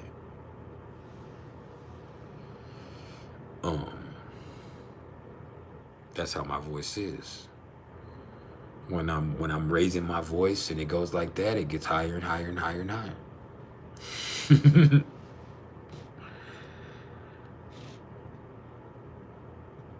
It's the same.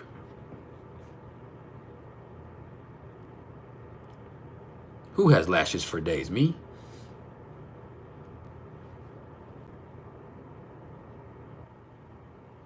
I'm comedy, but you a joke.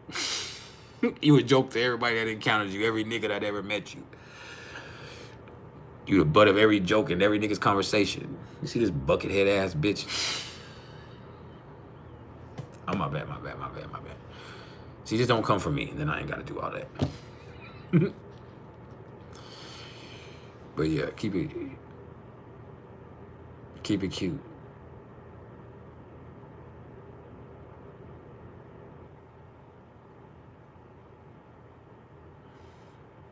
My lashes? That was too zesty, and I don't even like to say it's zesty, but that was too out of that was too out of pocket. But yeah, for real.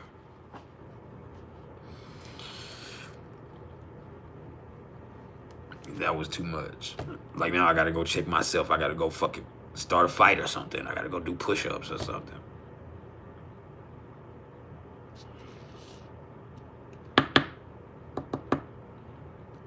And just get myself right. Yeah, I'm chilling, fam.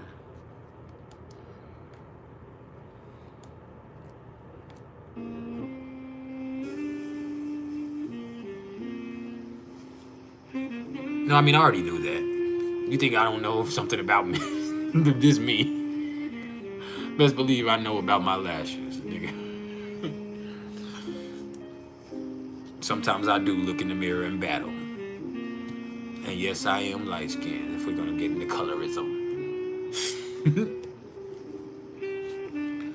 But I also will slap your motherfucking eyelashes off of you if you play me like that. Not ladies, but fellas. So, yeah, we like that. Ooh, that bit right there got a little something to it, don't it?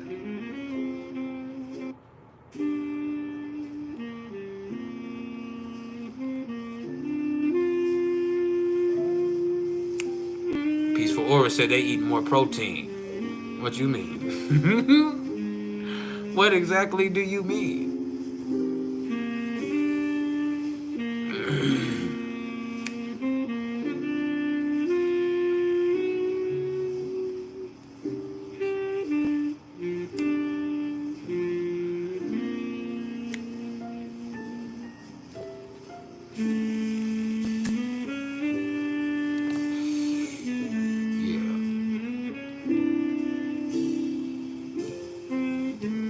Oh, I will, Ernie. I'll be back on Friday.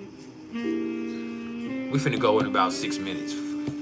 So, I appreciate everybody's love and support. This has been an amazing vibe session. We will be back on on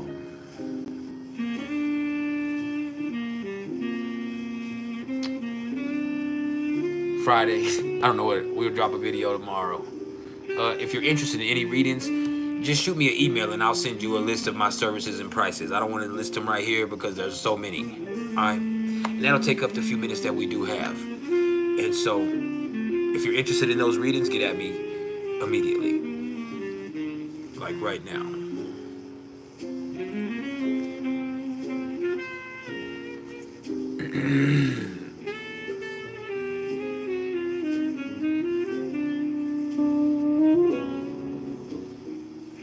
Does anybody else have anything they want to say before we go? Speak now or forever. Forever, forever, forever hold your peace.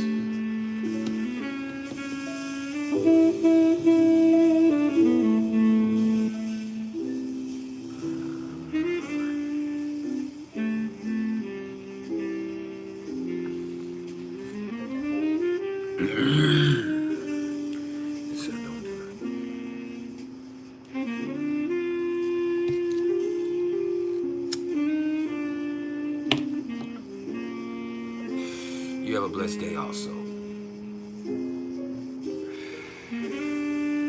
Thank you. Hit that fucking Cash App on y'all's way out before I get mad and go home. It's pinned right there in the chat. We need everybody to drop, if it's 10 people here, we need everybody to drop like 4, 5.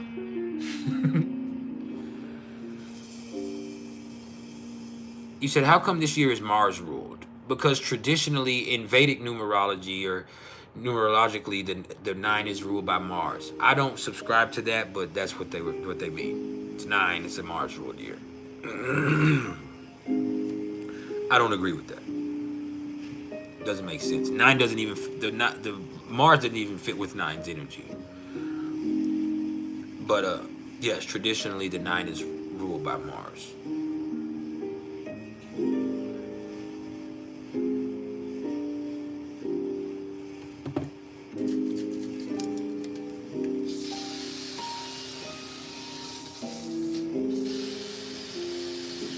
Chief.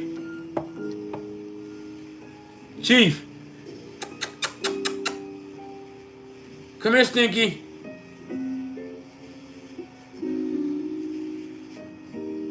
Dang, what happened to Tina? Oh, you have surgery in the morning. What type of surgery? Manifesting good health and everything for you. Speedy recovery, but like...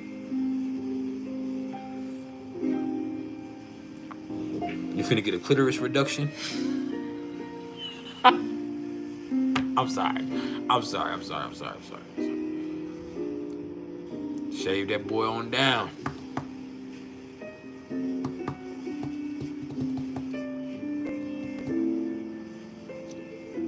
I don't know. Good mood. I don't go by. I haven't subscribed it to a planet yet.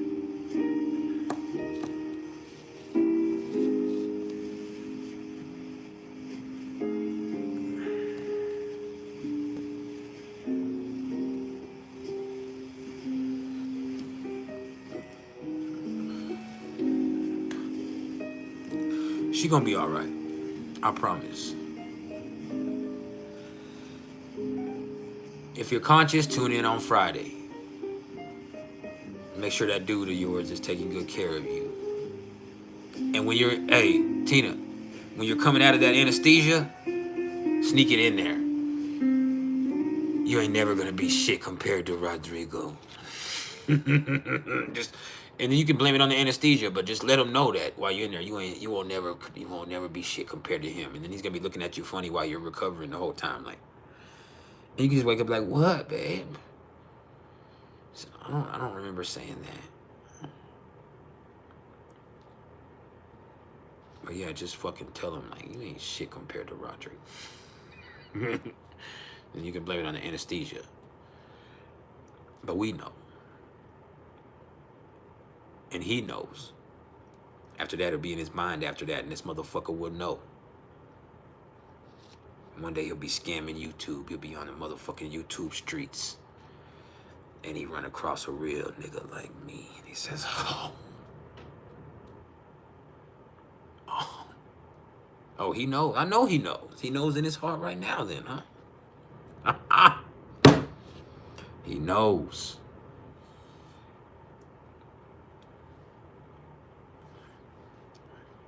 As long as he knows his motherfucking place. Tell him to get in there and make you some goddamn SpaghettiOs and shut the fuck up. Shit. Nigga, make them motherfucking SpaghettiOs. Put a little cheese in it like mama likes it. So she said he really does. He's so jealous. I believe it. He needs to be. There's plenty to be jealous of. Even that motherfucker needs to be jealous than a motherfucker.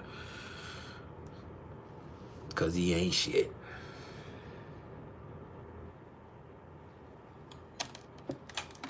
Just look him in his eye.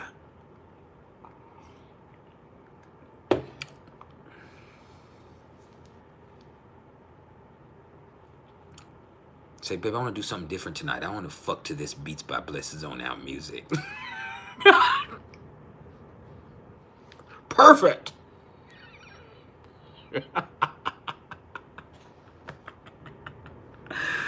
No.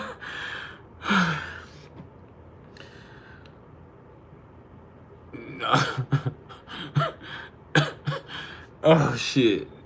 Yeah. Hit this pussy to this Beats by Blesses Zone Out music tonight. Let's zone out.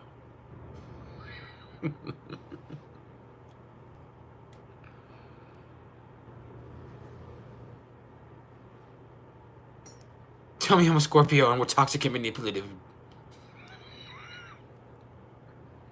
Talk in your deep voice.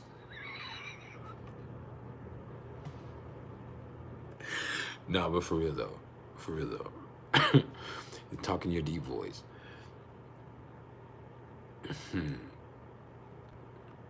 But yeah. Y'all crazy. Vanessa, I don't know why you laughing, because you know your motherfucker ain't shit either. Not compared to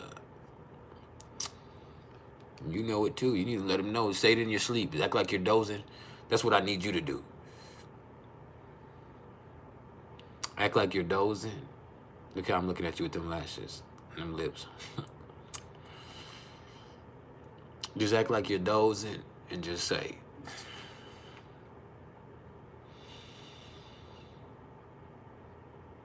you just probably need to know you're not shit compared to Roderick.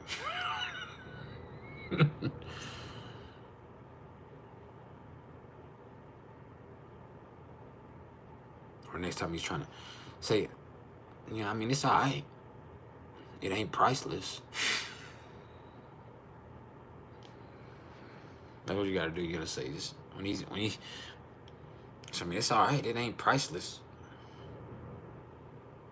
The Low Secret Team, you caught us at the end. What's up, though, fam?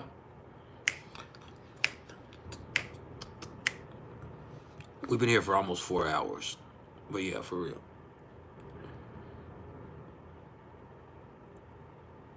You rolling your eyes because you know it's true.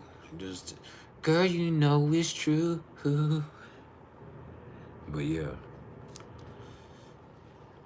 You generally gotta tell these motherfuckers you ain't shit. Not compared to Rodrigo. I said, who the fuck is Rodrigo? I don't know no Rodrigo. I said, Rodrigo. You gotta roll your R's, baby, or you're not saying it right. He rolled them R's all over me. See how my mind and my imagination takes off? That's what's wrong with me, is this Pisces moon is like my mind takes off and that imagination takes off, and I just like, what?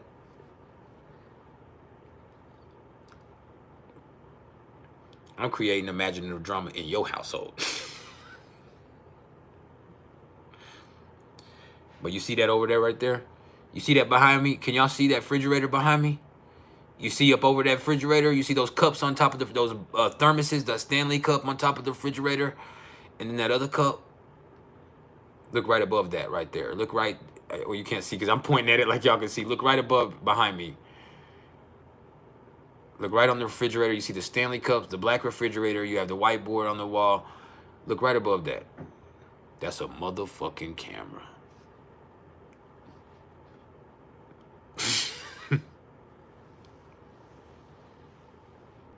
Yeah. Yeah. That's what happens when you got a Venus and Scorpio in your household. But she ain't gonna do nothing but catch me jacking off Winnie the Pooh style. No pants on, just a t-shirt, belly hanging out. Just... Oh, bother.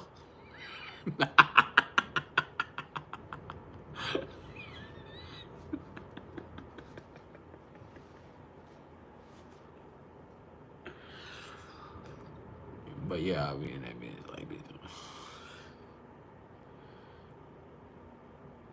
But yeah. Be in there, bitch.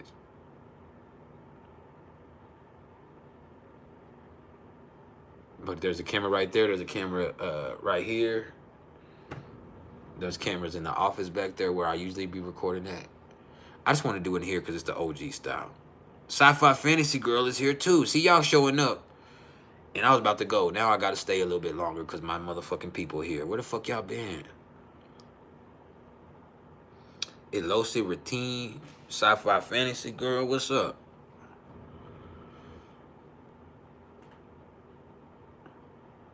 So a little possessive is kind of sexy.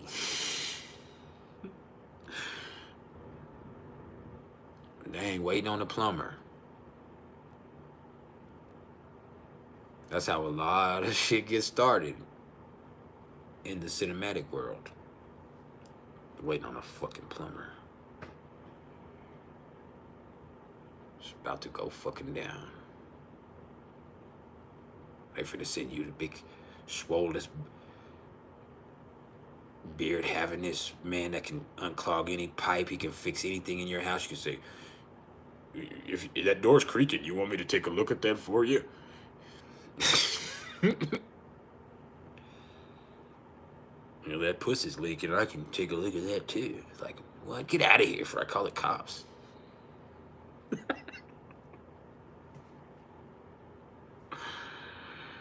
Oh, think before.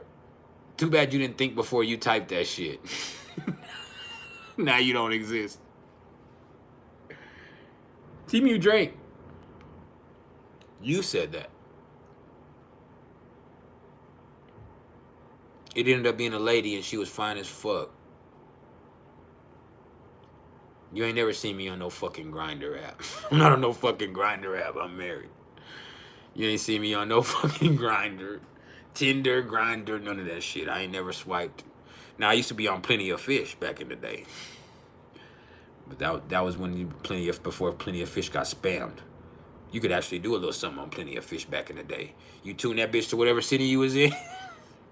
Plenty of Fish used to be toxic, boy. This was back in 2010, 2011, 20 up to like 2013, 2014, anywhere from 2009 to that 5 years to 2014. Plenty of Fish was like, it was like shooting fish in a barrel.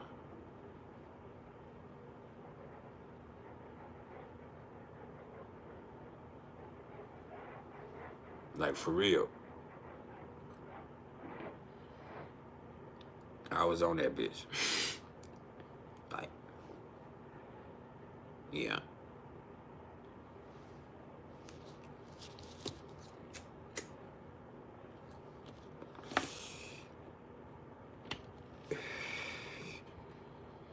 We was going to hookah lounges before that shit was cool. Now that shit is stupid to me now. I wouldn't smoke no hookah. Like the way niggas be acting like they dope fiends for hookahs and shit. Like, I'm trying to smoke some hookah. Like that shit just be calming you. I mean, like that shit is not live like that. That shit was cool when you was out because it was like a cool experience. Like you got the little hookah and people are dancing. It's a little vibe and shit. But all that, I got the hookah thing in the car with me. Like, what the fuck you mean? You smoking hookah in the car, bro? Like, Shut up. But hey, I appreciate everybody for turning in, man. Does anybody have any questions they want to say before we go? Sci-Fi Fantasy Girl. Damn. Now my boy talk about DTM. Who's DTM? What's DTM? What you mean? Shout out to Kale, y'all. Shout out to my motherfucking boy Kale.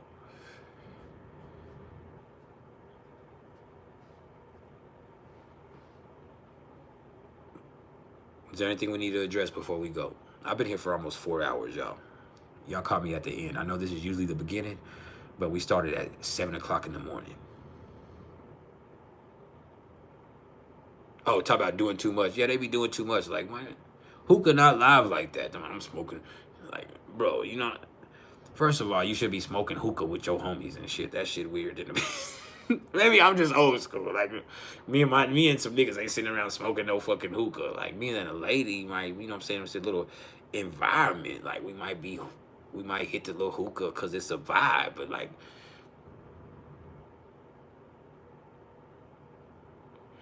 January 30th is a great day to start a business. My thoughts on that. I think that is a better day to start a business because Uranus will station direct in Taurus. So, absolutely.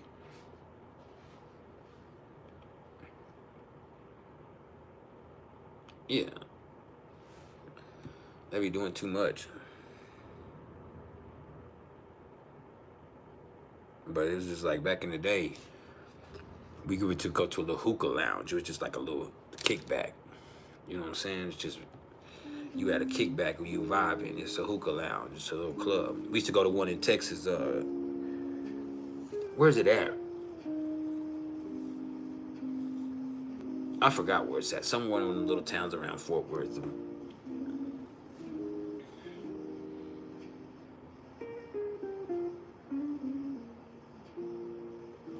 Yes, LLC routine.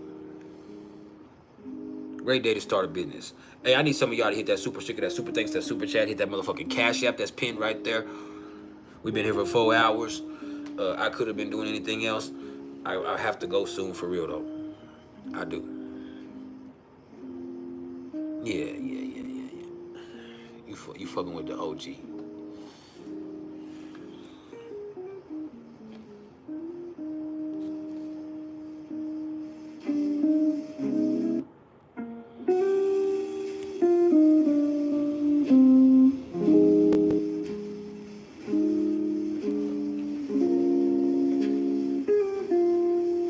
Remember, everything is vibration.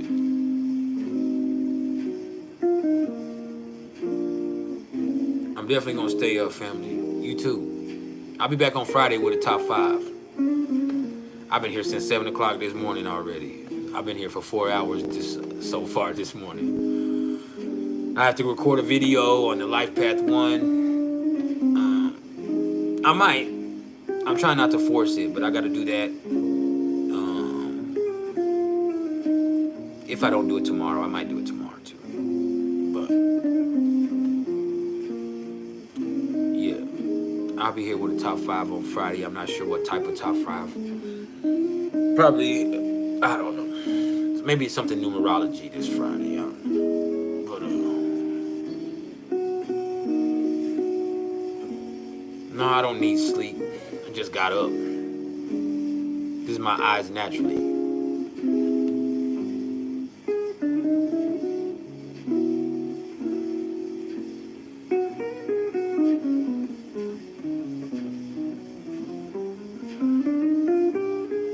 I enjoy you being here. Thank you for standing up and handling that for me right there. I be trying to tell them, man, I got a whole motherfucking squadron of goddesses that don't play about me. So I don't know why y'all even, you understand? Like, I don't even know why y'all do this type of shit. But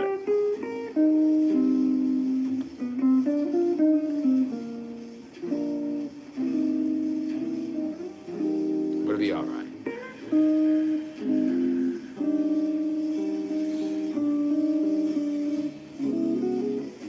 Thank you, Ilosi Rathim, for the Cash App love. That's real right there. You know what I'm saying?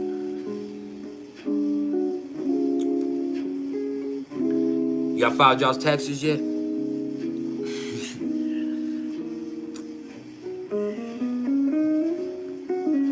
I know y'all motherfuckers be like,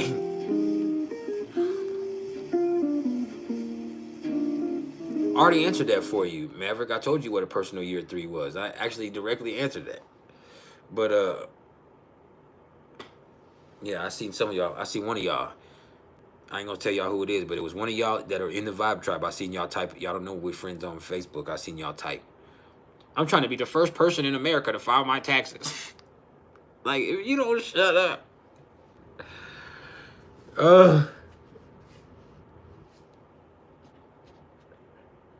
I love tax season, but y'all be crazy.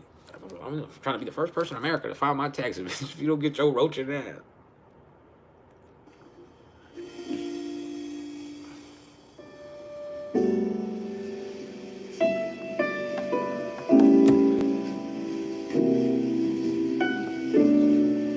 Sci-fi fantasy girl, where you been?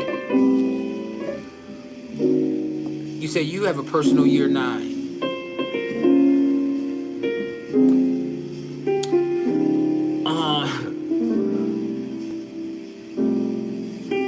A personal year 9. It's a year of endings for you. This just means there's a lot of cycles in your life that's ending. The last 9-year cycles, like coming into an end.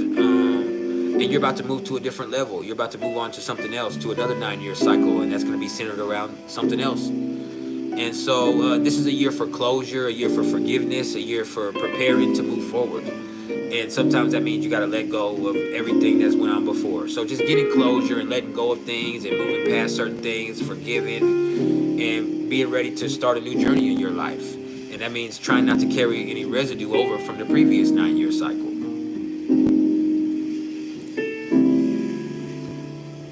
Samir, we was just talking about you. Everybody here, hold up. Samir, bro. Samir. I was trying to tell him, you the OG Vibe tribe. Samir been here longer than anybody.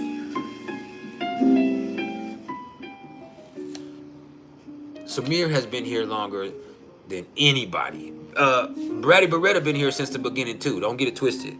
My Magic been here since 2020. So that shit right there. But Samir been here since the beginning. Shout out to Samir. What's up, Samir? My family's doing excellent. I'm doing excellent. Yeah, we good. Super good, but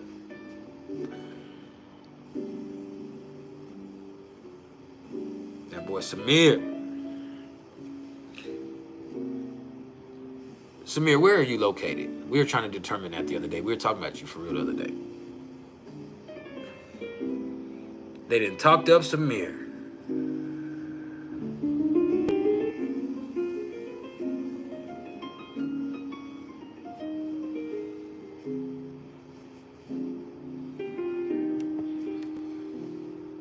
What cologne do I use? Issey Miyake. Issey Miyake.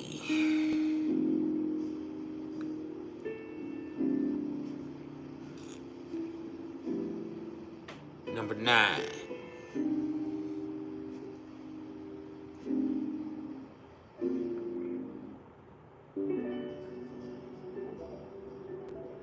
I think somebody's moving in downstairs for me. That's the last thing I want.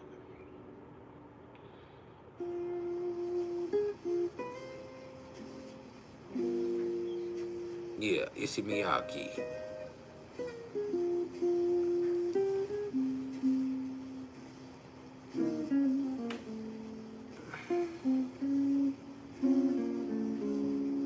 You was hoping that Reefer, you think about Reefer because you was hoping that Reefer started tricking with you. You was hoping Reefer decided, hey, you know what? I'm trying to, and then Reefer hit the lottery, then y'all could have been happily ever after.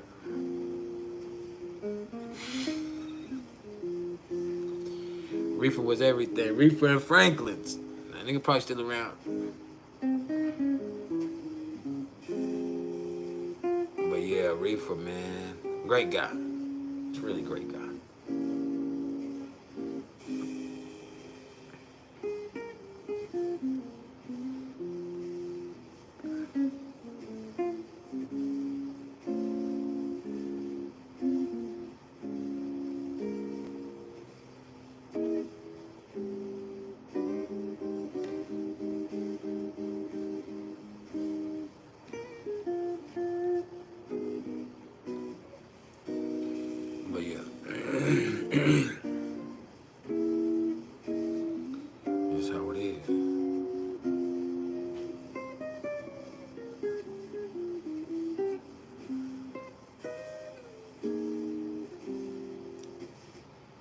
You do deserve the honor. You do deserve the honor.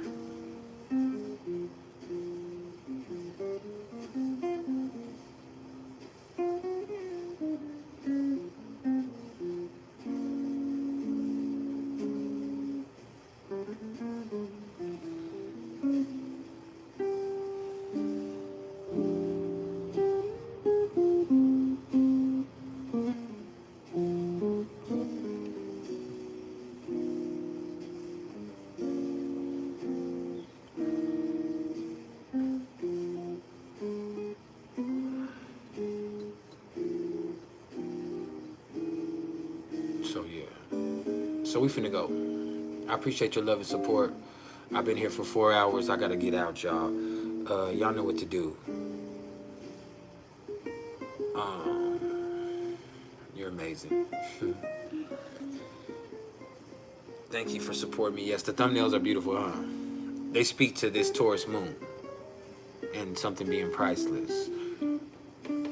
So, yeah, y'all get at me for some readings immediately. I need some business, like right now. Like right now.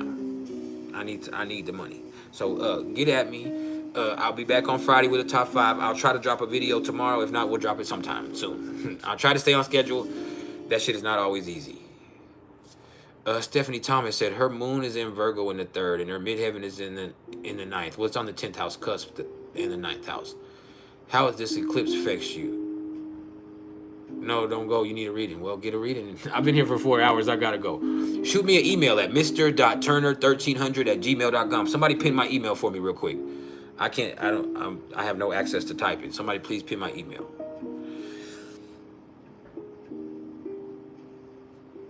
Shoot me an email. I will, you know, I definitely need a business. But, yeah. How will this eclipse affect you? Or how will these eclipses affect you? I would have to look at your chart to know.